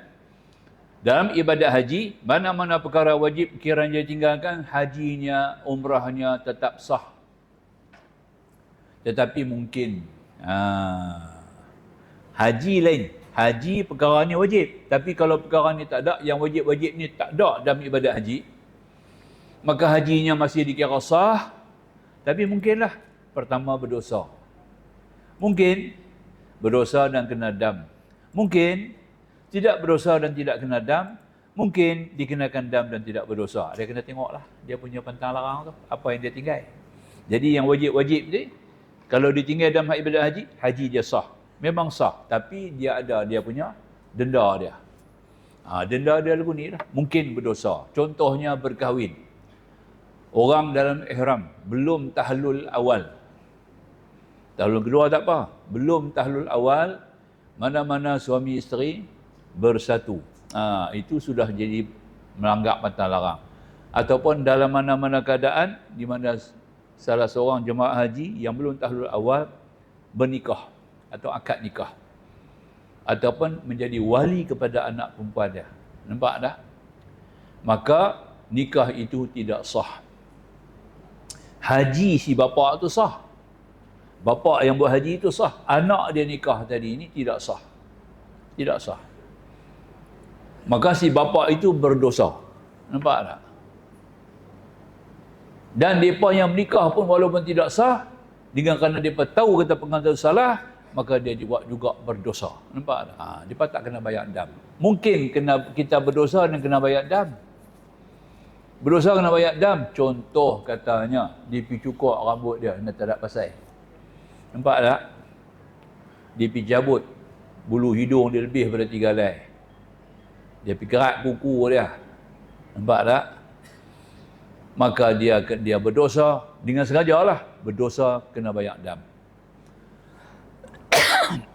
Mungkin dia tidak berdosa dan tidak kena dam. Orang dalam ihram. Dalam ihram masuk bilik ayak laki-laki lah. Perempuan tak ada masalah. Laki-laki masuk bilik ayak, ambil 2 helai kain tuala tu sangkut di pintu. Nampak? Habis-habis nak keluar, 2 helai kain hilang. Takkan nak keluar lagu tazan kot. Maka dia pun cerit di luar dalam bilik ayak. Tolong bagi seluar ke apa ramai ni, aku tak ada baju kain aku depa ambil. Orang hotel pun tahu masuk seluar katok tu. Seluar katok. Dia pun pakai seluar katok. Itu bukan dihukum sengaja. Makanya tidak berdosa dan tidak kena dam. Contoh. Lagi, Dikenakan dam dan tidak berdosa. Nampak tak? Rambut kita tadi ni, kepala kita naik korap kan, naik penyakit kan, naik apa kan, pergi jumpa doktor, doktor kata saya kena cukur rambut encik ni. Tapi encik dalam ihram ni. Tapi kena cukur rambut. Pasal nak bubuh ubat ni, kita kena cukur dulu. Saya nak cuci dulu luka dia tu, korap dia tu baru bubuh ubat. Jadi kena cukur. Orang ni bukan sengaja. Maka dia dikenakan dam, tidak berdosa. Nampak tak? Itulah yang kata tadi. Dia boleh jadi macam-macam, kena faham dulu bab ni. Yang ni tuan-tuan kena faham betul-betul. Ya? Bila jadi masalah, kita tak boleh ingat, ditanyalah guru-guru agama yang bertugas. Tabung haji ada lantik beberapa orang guru-guru agama bertugas untuk menyelesaikan masalah jemaah. Itulah tuan-tuan dan puan-puan. Tuan-tuan dan puan-puan kena buatlah. Saya sudah, pengalaman saya begitu jauh lah. Daripada tahun 92 sampailah 2016. Ya, bertugas sebagai guru agama di Mekah. Inilah masalah-masalah yang kita jumpa ni. Ya. Begitu faham? Baik. Jadi maknanya kata taklim wajib ni benda yang kena ada, tapi kalau kita tinggal tak berdosa. Dalam bab haji saja. Dalam mazhab lain tak? Ada mazhab Hanafi sebagai contoh. Orang nak sembahyang wajib kena ambil ayat sembahyang. Tapi sembahyang tu fardu, wuduk tu wajib. Beza dalam mazhab Hanafi. Nampak? Dalam mazhab Hanafi, sembahyang tu fardu, wuduk tu wajib. Jadi orang nak sembahyang wajib kena ambil wuduk. Kalau tak ambil wuduk, sembahyangnya sah tapi berdosa. Itu dia. Nampak tak? Pasal meninggalkan yang wajib. Jadi wajib tu tak beza dengan fardu. Fardu kena buat, sembahyang kena buat.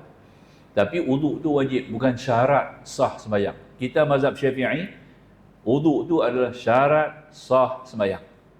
Tak ada wuduk, sembahyang tak sah. Nampak tak? Wuduk tak betul, sembahyang tak sah. Mazhab Hanafi tak? Wuduk tu satu perkara wajib asing. Nampak tak? Jadi tak? Kita cuma ada dalam bab akad nikah. Syarat nikah tu dia kena ada, pertama dia kena ada calon suami, calon isteri. Nampak tak? Ya. Wali dan dua orang saksi serta ijab kabul. Mas kahwin tak masuk.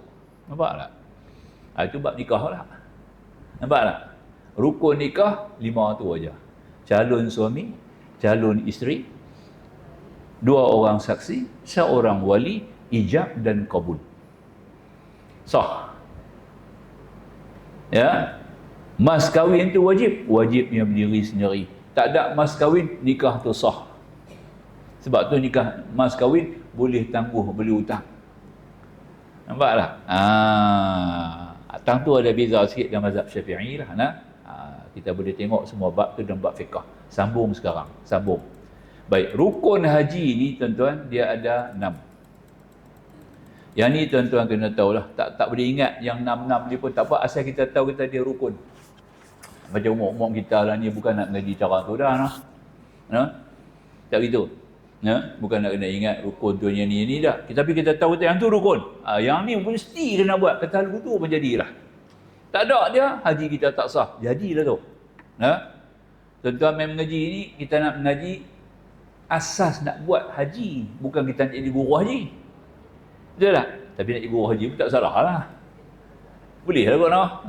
Tidak. Tapi yang pentingnya kita nak mengaji macam mana cara nak buat haji. Maka tu kita perlu tahu aja. Pertama rukun yang paling penting sekali adalah niat. Innamal a'malu binniyah, Nabi kata. Tiap-tiap amal mesti niat. Mesti ada dengan niat. Habis Nabi potong buku itu innamal a'malu dia bawa dengan jamak. Jamak. Tiap-tiap amalan Nabi kata mesti kena ada niat. Itu sebagai syarat yang pertama. Niat haji. Rukun yang pertama niat haji. Kita kena niat untuk nak buat haji. Kita kena niat untuk buat umrah. Baik, itu yang pertama. Yang kedua, dia panggil wukuf. Wukuf ni kita berhenti tetap di satu tempat dengan ada tujuan. Contoh tuan-tuan dan puan-puan sekarang ini sedang berwukuf di dalam musalla Masjid Al-Jami' Al-Badawi. Ya, itu dah nah. Musalla aula ni kita yang pertama ni. Jadi tuan-tuan dan puan-puan sekarang ni ada mamai tadi tak sedap, tu gedebuk ada tani ada. Ada. Kalau ada kebutuhan tu raya, kau orang lah. Saya pun tak tahu macam mana saya datang ni tu gedebuk datang ni. Itu bukan ukuf. Nampak? Itu dia panggil haid. Itu dia. Dalam bahasa Arab lah dah. Jadi pendek kata, tuan-tuan dan puan ni mari subuh daripada rumah, dah ada niat turun nak mari ke Masjid Al-Jami' Al-Badawi kerana nak ikuti kursus haji. Nak kena duduk sat lah dalam ni barang sejam dua. Betul tak? Jadi tuan-tuan tinggal dalam masjid sekarang ini sedang berukuf. Mak dia buat apa lah ni? Mak dia ukuf lah ni. Haji tak main lagi. Aku cakap Arab, orang kata. Betul tak? Pasal Ustaz berwabak tadi. Aku sedang berukuf di dalam Masjid Al-Jami'ul Badawi. Itu dia. Artinya, ukuf ni kita berada di satu tempat dan tetap di tempat itu dalam tempoh yang sementara serta kita ada tujuan. Tak ada tujuan, itu bukan ukuf. Dia panggil marmah. Orang dia panggil haim. Itu bahasa dah. Baik, sambung. Itu yang kedua, ukuf. Yang ketiga, jadi ukuf ni kita akan berada di satu tempat, tuan-tuan, di Makkah ni. Kita nanti ada bergerak daripada Mekah, kita pergi di satu tempat nama dia Arafah. Jarak dia lebih kurang dalam 25, ada satu pendapat, 121 pun ada, 22 km pun boleh, 25 km sebab dia ada banyak ring, banyak jalan yang boleh sampai ke Arafah tu. Bukan satu jalan, dia ada lebih kurang 9 arah jalan yang boleh sampai ke Arafah. Nampak tak? Ada yang sampai 21 km, ada yang sampai 25 km, ada yang sampai 24 km, ada yang sampai 32 km apa dah. Ikut jarak ring tu, tak sama. Jadi kita yang lazim jemaah haji daripada Malaysia mengikut rombongan tabung haji, kita akan bergerak daripada Makkah ke Arafah lebih kurang dalam 25 km lah. Tempat tu lebih kurang kita kata suku Pulau Pinang. Pulau, bukan Batuas, pulau. Suku Pulau Pinang, dia punya besar ruang dia. Kawasan tu boleh menampung 6 juta orang. Boleh menampung 6 juta orang. Itu dia. Dia kecil sikit pada Bombay. Bombay boleh menampung 10 juta. Kita itu bandingan dia lah yang kita tengok. Jadi makanya kata tadi ini kita kena ada di tempat tu pada 9 Zulhijjah bertepatan bila masuknya waktu Zuhur. 9 Zulhijjah dalam setahun hanya sekali ia berlaku. Setahun sekali dia berlaku, iaitu pada 9 Zulhijjah ketika menjelangnya waktu Zuhur sudah masuk waktu ukuf namanya. Ketika itu barang siapa yang berada di Arafah, di bumi Arafah, berada di bumi Arafah, di bumi Arafah pada saat itu yang sudah berniat haji, maka orang tu dapat haji. Jadi kita ambil haji tuan-tuan bukan di Mekah, tak, kita ambil haji di Arafah. Nampak tak? Bukan ambil di Mekah lah. Kita pergi Mekah untuk tawaf, kerana tawaf itu sebahagian daripada rukun haji. Tapi bukan ambil haji dengan tawaf, tak. Kita ambil haji dengan berada di bumi Arafah, dengan berukuf, dengan berniat, dengan berihram. Itu dia, dengan berakal. Syarat dia. Kalau tak ada akal, tak boleh. Orang gila, tak dapat. Orang mabuk, tak dapat. Orang pitam, tak dapat. Orang pingsan, tak dapat. Orang koma, tak dapat. Nampak tak? Dia kena tunggu sampai dia sedar. Dalam waktu wukuf tu, dia sedar sekejap, walaupun sekejap, dia sedar, dan kita umum dari ketika itu kita berada Arafah, kalau dia belum niat, dia niat. Kalau sudah niat, dia ketika itu secara otomatiknya dia telah mendapat haji. Nampak tak? Itulah lebihnya sikit Arafah. Jadi kita ambil haji di Arafah. Arafah tu tanah halal, bukan tanah haram. Arafah adalah tanah halal, ya. Kita keluar dari tanah halal, ambil haji pun di tanah halal. Itu dia. Nampak tak? Ya. Itu artinya seluruh dunia kena ada di situ pada tanggal 9 Zulhijjah, bermula dengan gelincir matahari, masuknya waktu Zuhur hinggalah menjelang subuh pagi raya haji 10 Zulhijjah. Itulah masanya yang kita berkesempatan untuk mendapat haji kalau kita ada di Arafah. Boleh, baik. Nombor 3, tawaf. Tawaf ni mengelilingi Baitullah. Nampak tak? Mengelilingi Baitullah sebanyak 7 pusingan dengan yakin. Itu dia. Bukan dengan zan, dengan yakin. Ya, itu dia. Itu kita panggil tawaf. Bagi haji ada satu tawaf, bagi umrah ada satu tawaf. Mengelilingi Kaabah Al-Musyarrafah, mengelilingi Baitullah round 7 kali. Nak bagi faham lagi kot. Nah, bukan merry go round 7 kali pusing mengelilingi Kaabah. Itu cara kasar kita cakap lah. Nah. Kemudian yang berikutnya sa'i ataupun sa'yu. Sa'i ni kita berjalan dengan sedap, berjalan dengan ada hala 7, iaitu pergi balik di antara 2 tempat. Dulu dia panggil bukit, bila panggil tempat tak panggil bukit lah, sebab tak ada bukit. Iaitu daripada Safa ke Marwah. Satu tempat namanya Safa, asalnya bukit. Satu tempat lagi namanya Marwah, asal bukit. Sekarang kita ada di kemuncak bukit. Sekarang ni kita ada di kemuncak bukit dah. Tahu dah, Kaabah sama dengan dia dah. Letak Kaabah tu sama dengan dia. Ya. Jadi tempat tu satu namanya Safa, satu namanya Marwah. Jadi kita mula bergerak daripada Safa sampai ke Marwah. Kita pergi balik ulang alik 7 kali berjalan. Nampak tak? Ataupun apa cara yang boleh membawa kita berjalan. Sama ada kita berjalan kaki atau kita boleh guna dengan kenderaan ataupun dengan apa jugalah cara yang boleh kita melalui. Kita boleh mengulang alik berjalan 7 kali. Itu kita panggil sa'i. Tuan-tuan dan puan-puan sedang bersa'i tadi daripada rumah mari ke Masjid Al-Jami' Al-Badawi. Dua-dua kita buat tadi. Ukur pun kita buat, sa'i pun kita buat. Nampak tak? Keluar daripada rumah tadi, mak di mana mak? Nak pergi Masjid Al-Badawi. Nak buat apa? Nak pergi kursus haji. Jadi kita dah ada matlamat, nampak tak? Dah ada matlamat destinasi kita. Jadi kita dah ada kita punya maqasid, tempat kita nak tuju. Daripada rumah kita berjalan tadi itu, kita terus mari ke masjid, berjalan itu dia panggil sa'i. Mungkin kita mari dengan kereta, mungkin kita mari dengan motor, mungkin kita mari dengan Grab, mungkin kita mari dengan jalan kaki. Nampak tak? Tu. Kita tak tahu bang mai lah tu aja biasa.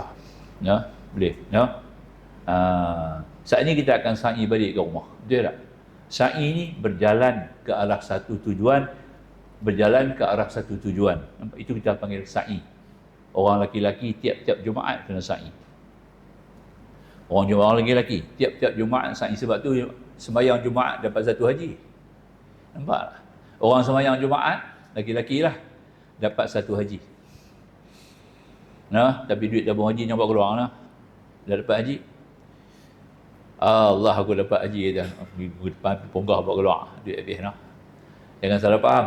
Kita mendapat pahala satu haji. Kenapa? Kita bersa'i. Tengok Tuhan sebut dalam Quran.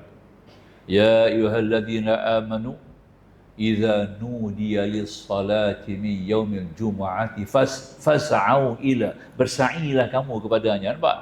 Wahai orang yang beriman, nampak tak? Idza nudiya lis-salati. Apabila kamu diserukan kepada sembahyang Jumaat, fas'au ila, maka hendakkan bersa'i kepadanya. Nampak?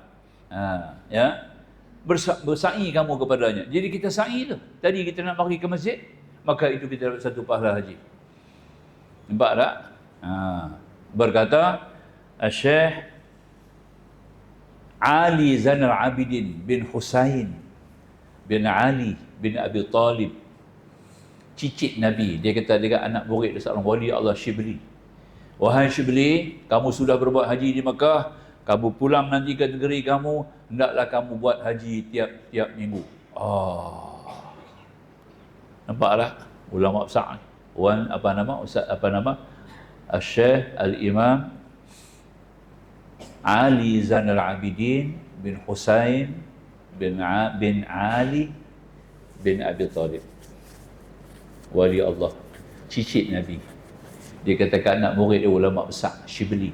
Wahai Shibli, kamu dah buat kerja haji, jangan lupa bila kamu balik ke tanah ayak kamu buat haji tiap minggu.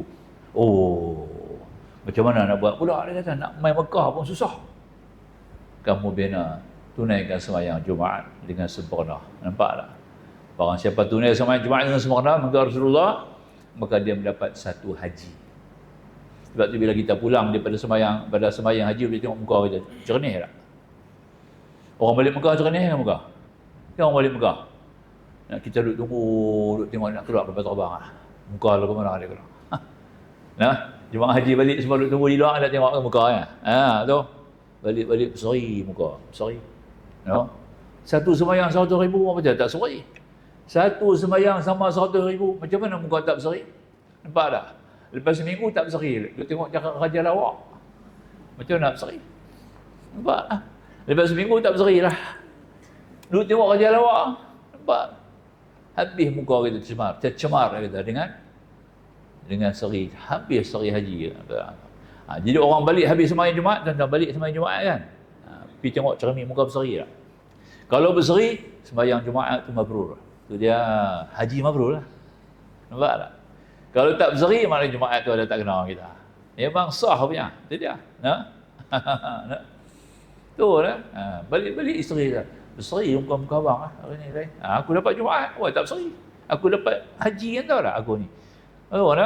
Tu dia. Tahun sudah aku pergi haji, tahun ni aku dapat haji lagi kan. 2 kali haji dah aku. Tu lah. Tu dia. Boleh faham Ingat lah. Tapi jangan buat salah tu juga. Jangan cuba keluar dia tak buat haji sudah. Bila pun saya tak payah buat haji, saya dapat haji lah. Saya sembahyang Jumaat minggu sudah. Itu pahala haji. Dia bukan buat haji. Dia dapat pahala seolah-olah telah menunaikan haji yang mabrur. Itu hadis sahih. Hadis sahih daripada Nabi. Baik, sambung. Untuk orang perempuan jarang dapat haji. Orang perempuan uzuk sembahyang di rumah. Sembahyang Zuhur dia tu nisbah macam sembahyang Jumaat lah. Nampak? Suami dia lah bawa balik. Suami bawa balik pada masjid. Suami tu balik barakah haji tu.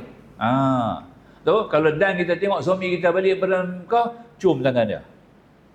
Hampa dapat pahala tu dia. Macam mana cium saya duduk tempat kerja. Nampak? Tak apalah petang balik cium tangan. Bila suami balik sembahyang Jumaat, ni betul ni abang ni. Isteri yang ada di rumah, salam dengan suami, cium tangan dia. Sebab orang balik Mekah memang kena cium tangan sunat. Kita yang kena jumpa orang haji 3 hari 3 hari. 3 hari. 3 hari. Dia ada hadis tu, 3 hari. Dia boleh berkat daripada Mekah 3 hari. Siapa habis salam dia, cium tangan dia dapat berkat. Orang balik Mekah bagi wangi sikit tangan tu. Nanti bau nasi minyak lah. Kacau lah. Bau nasi gandak. Ni orang nak main tangan aku, jangan suruh tangan suruh cium lah. Tapi dia tangkap tangan kita dicium, dia dapat berkat tuan-tuan. Mufti tegur, mufti tanya saya, mufti kepala batas. Tuan Guru Sahibus Samaha Haji Ahmad Hashim, bukan mufti Pulau Pinang kan. Saya duduk ceramah lagu ni, saya dia tanya, Ustaz ambil di mana ni? Dia tanya kata. Di mana Ustaz ambil? Saya bawa sekian-sekian kitab. Syekh Omar Ali Al-Bantin punya kitab, saya bawa kat dia. Tu ke? Dia pergi cari kitab, dia jumpa saya. Jumpa sungguh. Dia jumpa saya pula lepas 4 bulan. Sahih dia kata. Saya dapat. Ada dalam kitab. 3 hari, orang balik Mekah, bawa berkat. Dia kena doa ke orang, bukan orang doa ke dia. Dia balik, dia doa ke orang. Nampak? Orang mana ziarah dia tolong doa. Nampak tak? Jangan doa ke dia. 3 hari bawa berkat daripada Mekah. Maka tangannya kita kucuk dapat berkat. Jadi balik kepada tadi ni, suami balik daripada sembahyang Jumaat, kucuklah tangan dia, insya-Allah dapat berkat. Ni itu dia Baik. Sambung. Kemudian yang kelima, bercukok bergunting. Pelik sikit. Dalam ibadat haji ni ada gunting. Nanti kita cerita kemudian lepas siapa bergunting. Cukup besar baru kita nampak betapa tinggi besarnya ibadat haji ni, dan begitu tingginya kemuliaan ilmu Rasulullah SAW yang Allah Ta'ala ajak kepada Nabi, yang suruh sampai, dan itu katanya rahmat daripada Allah yang dibawa oleh Nabi, kata rahmat Allah, rahmatan lil alamin. Kemudian tertib rukun ni baru ada lah. Dalam kitab-kitab lama tak ada tertib rukun, kebanyakan rukun. Tertib ada, kebanyakan rukun tak ada. Tabung haji tambah. Kebanyakan rukun ni ditambah oleh tabung haji. Betul. Sebab bukan semua rukun ikut tertib. Dalam ibadah haji ni, dia pelik sikit daripada ibadat lain. Rukun dia memang wajib tertib. Ibadat haji saja beza, tertib pada kebanyakan rukun. Maknanya ada rukun yang tidak ikut tertib. Faham ibadat haji saja, lain tak boleh. Ibadat lain semua tertib saja. Faham? Yang dulu didulukan, yang kemudian dikemudiankan. Itu makna tertib. Tapi dalam bab haji tak. Dia kata tertib pada kebanyakan rukun. Ada rukun yang tak ikut tertib. Nampak Dia faham Itu insya-Allah kita habis yang tu, kita ambil pula tentang wajib. Wajib haji. Pertama niat ihram di miqat. Kedua memelihara pantang larang dalam ihram. Ketiga bermalam di Muzdalifah. Yang keempat melontar jamratul kubra. Yang kelima bermalam 2 atau 3 malam di Mina. Yang berikut, yang keenam melontar 3 jamarat pada hari-hari tasyrik. Ini juga 6. Yang ni wajib bukan rukun. Yang ni wajib bukan rukun. Jadi kalau kita tak buat semua ni, haji kita sah. Tapi kena bayar. Kena bayar 6 ekor kambing. Itu dia punya dam. Kalau tak buat 6 ni, 6 ekor kambing dam dia. Nampak tak? Tak bayar dam tu baru berdosa. Nampak tak? Haji kita sah. Buat apa haji berdosa? Nampak tak? Dah buat haji berdosa tak? Tak gitu? Itu dia. Itu kata tadi. Jadi pendek kata betul lah. Macam orang sembahyang lah. Sembahyang kan? Sembahyang asar 4 rakaat. 1 rakaat, habis rakaat, masuk rakaat kedua, Allahu Akbar maghrib. Itu dia. 1 rakaat. Dia sembahyang dapat dalam waktu asar, 3 rakaat jatuh dalam waktu maghrib. Sembahyang tu sah tapi berdosa. Kalau sengaja. Nampak tak? Kalau sengaja. Tak sengaja, tidur, lena. Sebelum asar dia tidur. Dia bukan tidur waktu asar. Dia punya tidur lepas-lepas pada zuhur, dia punya tidur lena, sungguh tak sedap-sedap. Sedap-sedap saya tadi, dah kelam kabut, pergi ambil wudu apa begitu begini, Allahu Akbar, fardu asar. Nampak tak? Jatuh 1 rakaat waktu asar, 3 rakaat waktu maghrib. Sembahyang tu sah. Oleh kerana dia uzur, nampak tak? Kerana lena uzur syar'i, tidak berdosa. Tapi ni sengaja, nampak tak? Sengaja dia buat. Duduk tunggu dekat-dekat. Nampak tak? Tu lah. Dekat-dekat nak maghrib, baru sembahyang asar. Ini orang sengaja berdosa. Nampak tak? Sembahyang tu sah. Sembahyang tu sah. Tapi berdosa. Buat apa sembahyang berdosa? Sembahyang sah berdosa. Nampak tak? Faham jangan sengaja. Kecuali waktu, dia panggil waktu apa tadi? Waktu darurah. Ini berlaku kepada orang haid baru kering mandi. Orang pingsan baru sedar. Orang kapiak baru masuk Islam. Orang yang belum balik sudah balik jadi mukallaf. Nampak tak? Orang-orang ni dikecualikan, dia panggil waktu darurah. Sembahyang kita banyak waktu. Subuh ada 6 waktu. Zuhur ada 4 waktu. Asar ada 5 waktu. Maghrib ada 5 waktu. Isya ada 6 waktu. Itu dia. Kalau nak mengaji fiqah sungguh-sungguh betul banyak kena mengaji. Sebab tu kita kena tawaduk.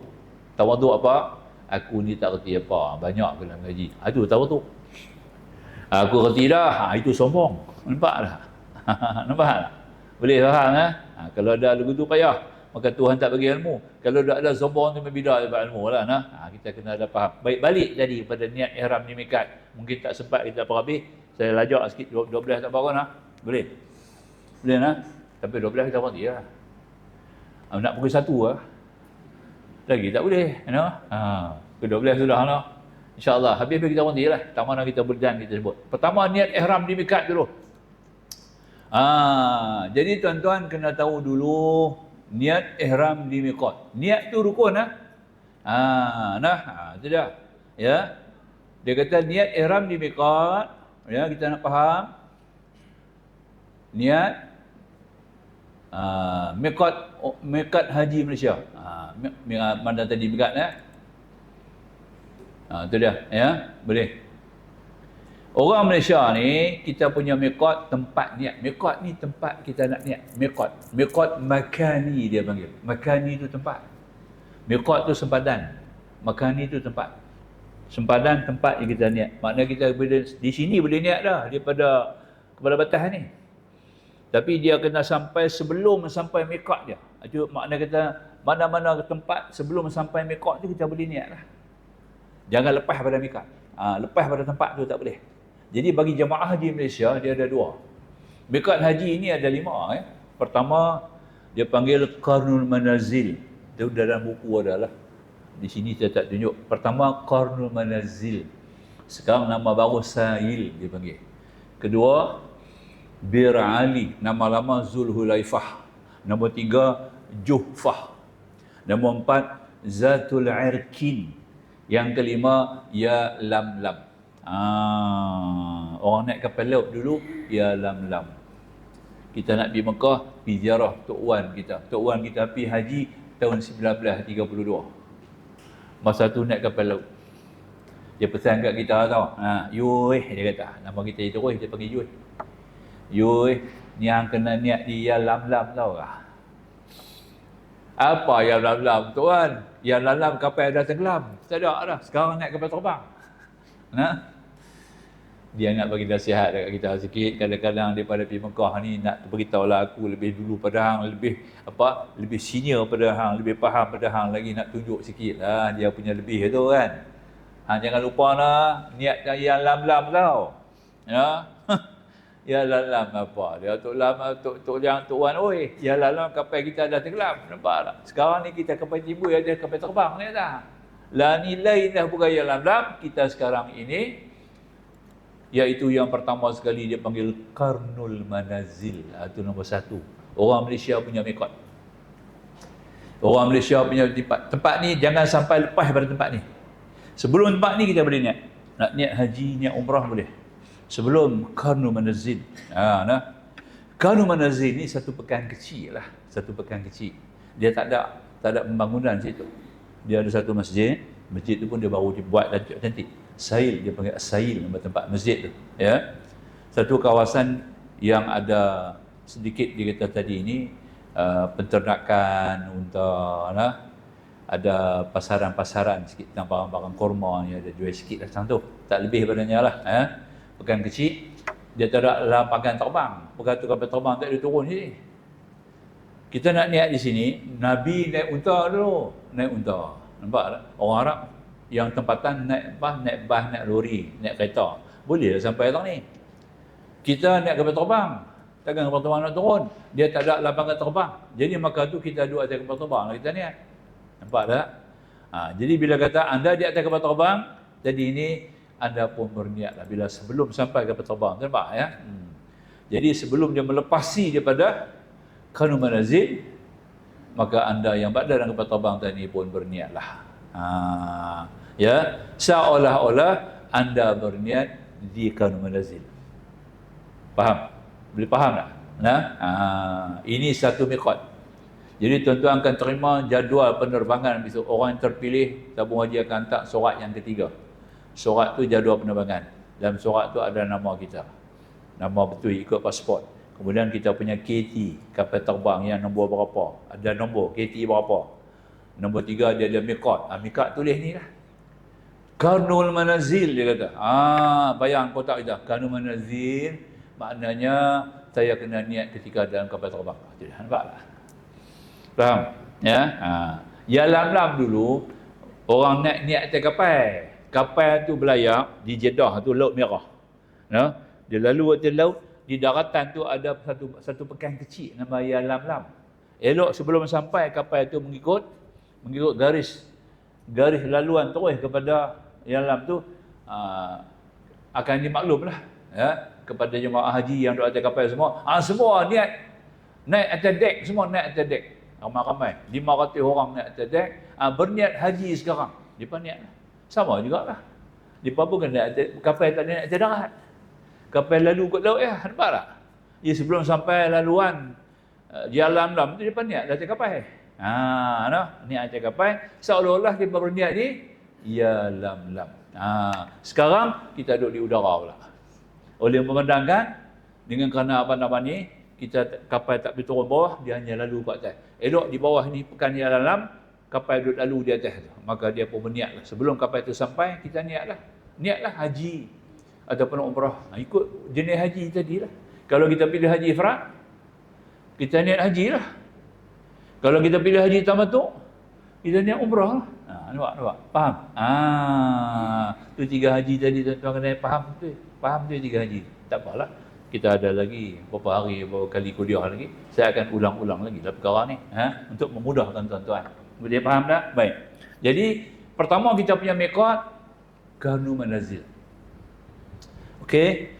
Maknanya kita berniat dari pertama. Ini syarat, ini wajib haji. Bukan rukun. Niat tu rukun. Tempat kita nak niat tu adalah wajib haji. Kalau kita lepas pada tempat ni, kita kena niat juga. Kalau tidak, macam mana buat haji? Katalah kita terlajak lepas. Ada ketika 1 tahun saya ada di Mekah masa tu. Masa tu saya duduk ada bertugas. Satu kapal bawa jemaah haji pada Malaysia di bawah Mas. Dah lepas pada Karnu Manazil, Kapten Khalid sahabat, kapten kapal, dua-dua kapten. Kapten dengan co-pilot, dua-dua orang lupa nak habaq.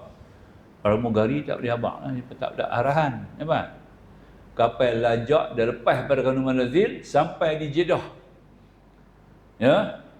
Lebih kurang 200 lebih jemaah ada dua, satu jemaah nak pergi ke Mekah, satu jemaah pergi Madinah. Yang jemaah pergi Mekah ni kena niat. Dia nak masuk Mekah. Bila tidak ada arahan apa-apa, semua dia pakai ihram duduk tunggu je kapal. Sampailah lajak kapal ke Jeddah. Baru maklum nak buat macam mana? Kena niat juga, niat di Jeddah. Jeddah bukan miqat. Dia lepas pada miqat dah. Maka kena bayar dam. Sekok kambing seorang. Siapa nak bayar? Jemaah kena bayar. Tak, bukan salah jemaah. Salah tabung haji? Tak, bukan salah tabung haji. Salah siapa? Salah kapten. Kena tak maklum. Pakai tu Mas bayar. Kambing masa tu murah ni tak apalah. Murah pun 200 orang lebih ni. Lekeh-lekeh kalau sekok pun buang 300 ya. No? Dia kena bayar. Pernah jadi. Itu dia. Jadi itu dia antaranya yang kita nak kena jaga sendiri. InsyaAllah saya akan bagi panduan lah nanti. Macam mana nak elak daripada perkara ni. Kita akan masuk dalam kursus kita juga. Itu yang pertama kita kata tadi ini. Kita kena niat. Di miqat paling penting. Itu yang pertama. Miqat yang kedua. Kita ada miqat. Miqat yang kedua Bir Ali dia panggil. Bir Ali ataupun nama-namanya Zulhulaifah. Masyarakat tempatan tak panggil Bir Ali, dia panggil Zulhulaifah. Kita yang panggil Bir Ali. Nama asalnya Zulhulaifah. Ya, anda berniat di masjid. Satu masjid, nama dia Masjid As-Sajarah. Ada pokok di situ. Kebetulan ada pokok tu, Nabi berniat di pokok tu, dekat dengan pokok tu, maka tempat tu dibina masjid.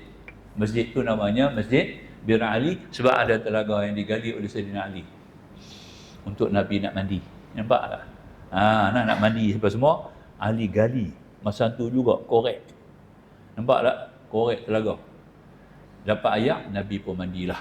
Ini kita panggil Bir Ali, tuan-tuan. Bir Ali ni kita bagi jemaah haji yang bergerak daripada Madinah. Kita buat haji ni kita hanya pergi 3 tempat saja tahu nah. Kita tak pergi Istanbul. Jangan salah faham lah. Nanti pergi gaduh tabung haji awak tak pergi Istanbul, dia pergi umrah baru ni pergi Istanbul.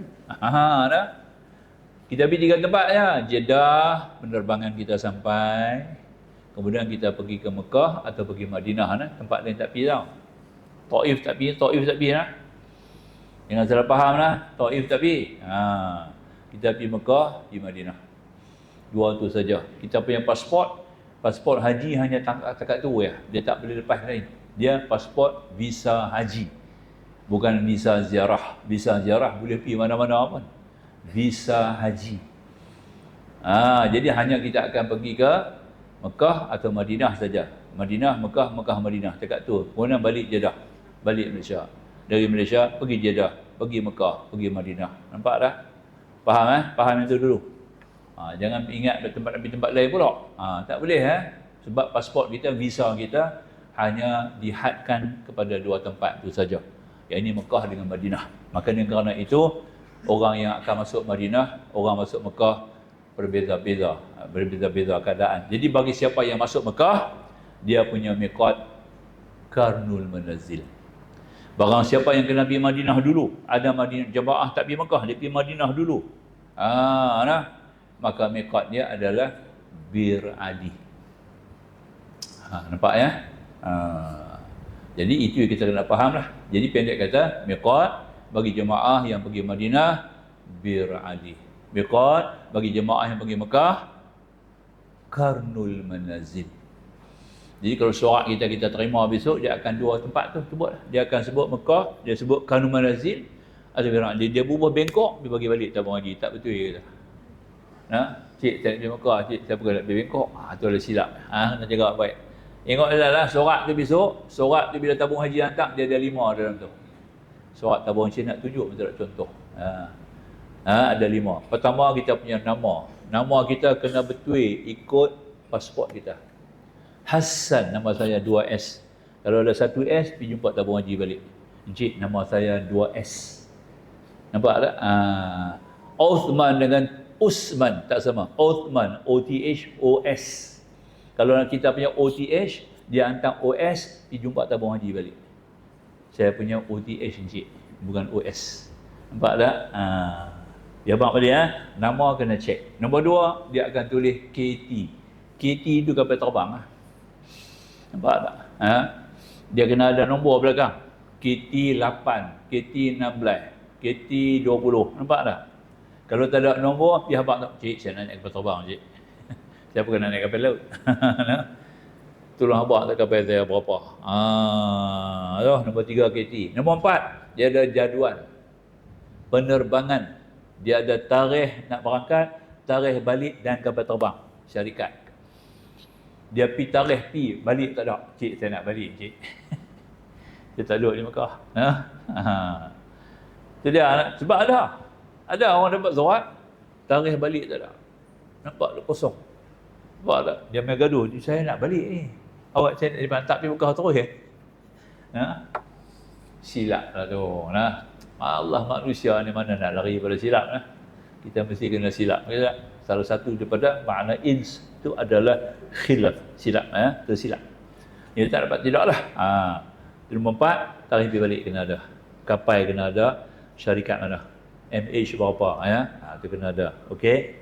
Dan yang seterusnya itu yang keempat, yang kelima, kita tadi ini mohor tabung haji kena ada. Tak ada mohor tak laku surat tu. Syak mohor tu kena ada Okey. 5 perkara tu, surat tu baru pergi cari lembu buat kenduri. Nak tumbang lembu buat sekok kenduri. Tapi ingatlah, jemaah haji sekarang bukan lagu dulu tuan-tuan. Jangan buat kenduri besar-besar. Jangan buang duit Tidak menjadi syarat dan tidak disunatkan pun buat kenduri. Faham tak? Orang nak pergi Mekah ni tidak ada sunat buat kenduri. Tak ada masuk Jangan salah faham. Ya, ni buat kenduri macam kenduri kahwin tu. Hantar kad mau panggil. Kenduri tak tu dia. Kenduri besar, bubuh dapat 5 kanopi. Sebab tumbang 2-3 ekor kerbau. Apa cerita ni buang duit mubazir, tak ada kena-mengena. Maka tu tolong salah. Ikut kursus sekarang tuan-tuan dan puan-puan, tolonglah jangan buat kenduri Nak buat kenduri buat kecil-kecil lah, buat cakap bihun-bihun tu lah. Panggil dalam 4 talam jugaklah orang masjid, nampak tak? Orang karya, sebab kita nak keluar karya. Orang karya kena tahu nak pergi mana. Nampak tak? Takut korang orang sembahyang Jumaat ni, syarat Jumaat kena 40 orang. Kebetulan Mastotin dia salah seorang orang 40, nampak tak? Kalau tak abang macam mana? Jumaat tak boleh buat minggu tu dah, sebab Mastotin 40 tak ada. Bukan 40 orang, 40 orang yang Mastotin. Itu dia. Itu maka dengan kerana tu kita kena maklum ni nak panggil dia ramai dalam rumah kita, nak abang baca doa sikit. Itu dia. Begitu lah. Dan kita nak abang kita nak pergi. Kalau ada apa silap salah saya, minta lah halal, minta maaf banyak-banyak lah. Kalau ada pesan-pesan apa kita boleh pesan, kita kena abang lah pesanan tu tadi. Maka tu habis doa jamu lah, seorang spirit, bihun, nampak dah? TO, jadilah. Itulah cara dia. Nah. Jangan duk belanja besar-besar lah. Duit tu taruh nak pakai di Mekah. Sekarang barang dah mahal di Mekah ni. Banyak benda kita nak guna. Betul tak? Jangan jadi silap. Nah. Sama juga orang duk salamkan kita nanti orang ulur lah kot 5-10 ringgit.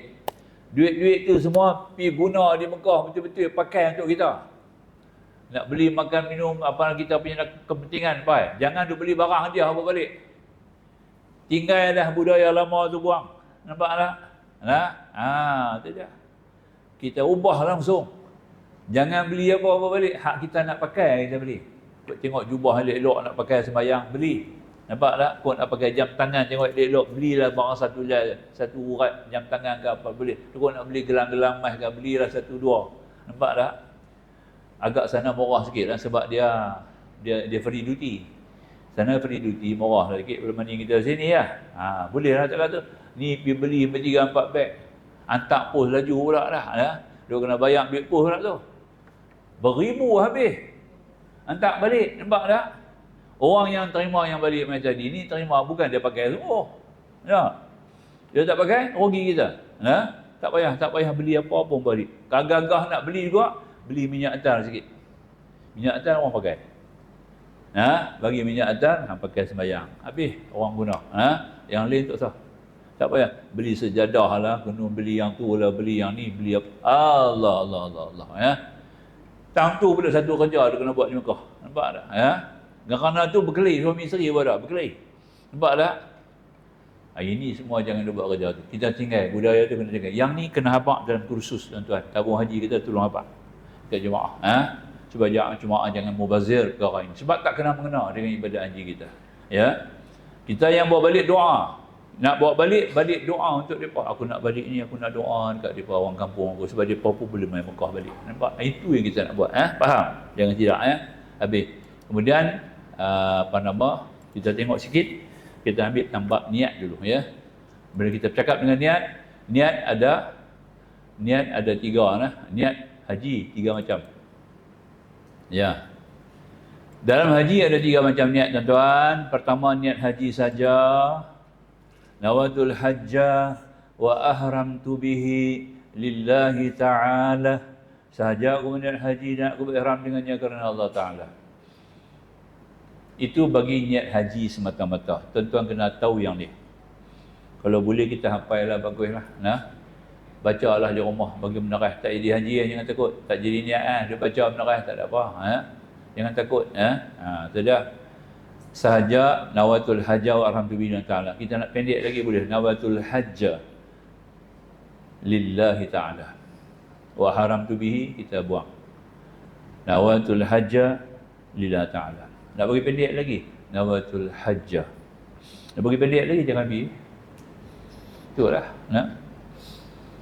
Saya nak pendek lagi Ustaz, tak payah pergi. Itu dia. Paling pendek kan?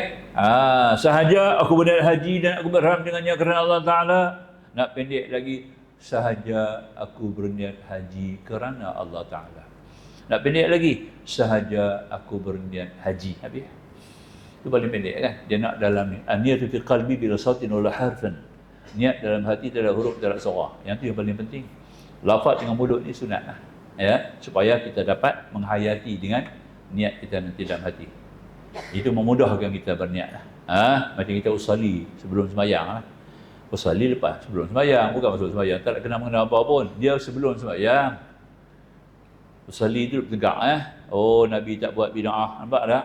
Nabi buat apa tak buat pula? Yang Nabi buat apa tak buat? Itu masalah kita tak baca di situ. Jadi ingat tu, nawatul hajjah wa ahramtu bihi ta'ala, ini bagi orang yang pilih haji ifrad. Nampak tak? Orang pilih haji ifrad, dia kena tahu yang ni. Sebab ifrad buat haji saja semata-mata. Dah habis semua kerja haji, baru kita buat umrah barang sekali kan. Kita abang awal tadi, maka itu orang yang pilih haji ifrad, dia kena ada niat ni. Okey, niat ni lah kita nak niat di Karnu Manazil, atau kita nak niat di Bir'ali, miqat kita tadi kan. Baik, yang kedua, niat umrah. Nawatul umrah wa ahramtu biha lillahi ta'ala. Ya, sahaja aku punya umrah dan aku berihram dengannya kerana Allah Ta'ala. Ini untuk orang yang pilih nak buat umrah. Siapa yang kena niat ni? Orang yang pilih haji tamattu. Siapa yang pilih haji tamattu, dia kena awali dengan buat umrah, maka inilah niat dia. Niat umrah. Nawatul umrata wa ahramtu biha. Tersalah bihi pun tak apalah, dia cuma nahu saya ni, ya. Sebab umrah ni mengikut dalam ilmu nahu dia masuk dalam ismun. Dia ismun muannas, nama betina. Nampak? Bila nama betina ni dia kena ta marbuta fi akhir kalam. Dia kena ada di hujung. Nama ta marbutah tu mengikut dalam bahasa Arab nahu lah. Ya, tak ada apa. Sebab tu dia punya na'at, bihi tu jadi biha. Na'at. Dia kena laga ke sama. Bila umrata biha. Nampak? Haji tu jantan. Orang putih kata apa nama? Masculine, ya. Masculine. Jantan. Ismun mudzakkar. Orang putih kata masculine, ya. Dia masuk dalam kumpulan jantan, maka tu dia bunyi bihi. Wa ahramtu bihi. Na'at je bagi sama. Itu beza sikit. Tak apa yang tu kalau salah kita niat bihi biha tak apalah, tu nahu aja. Makna dia tak lari, ya. Makna sama ya, hi hu tu memang ganti nama.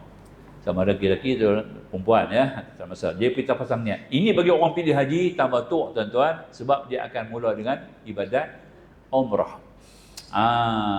Lepas tu buat haji. Jadi dia perlu dua-dua lah. Orang yang buat haji ifrad pun perlu dua-dua niat ni. Orang yang buat haji tamattu pun perlu dua-dua. Sebab orang pilih haji ifrad, dia akan mula dengan niat haji. Sesudah selesai dia punya ibadat haji, dia akan sebut buat umrah pula, dia kena pakai niat umrah pula. Jadi dua-dua niat pakai. Niat haji pun pakai, niat umrah pun pakai. Betul tak? Ya. Bagi orang pilih haji tamattu, dia akan awali dengan membuat umrah dulu. Kemudian baru niat haji. Jadi dua-dua dia perlu niat. Niat haji pun mau, niat umrah pun kena. Okey, baik. Nombor 3 ni, niat haji dan umrah digabungkan. Nawatul hajja wal umrata wa ahramtu bihima. Nampak tak? Aku berniat haji dan berniat umrah dan berihram bagi keduanya. Bihima lillah ta'ala. Ini bagi orang pilih haji kiran. Orang pilih haji kiran punya niat lah ni. Orang pilih haji kiran punya niat. Jadi kita perlulah tiga-tiga niat. Puan, macam mana? Kalau ada muskil tanya tau. Orang ada muskil sila tanya. Orang lelaki perempuan boleh tulis, ya.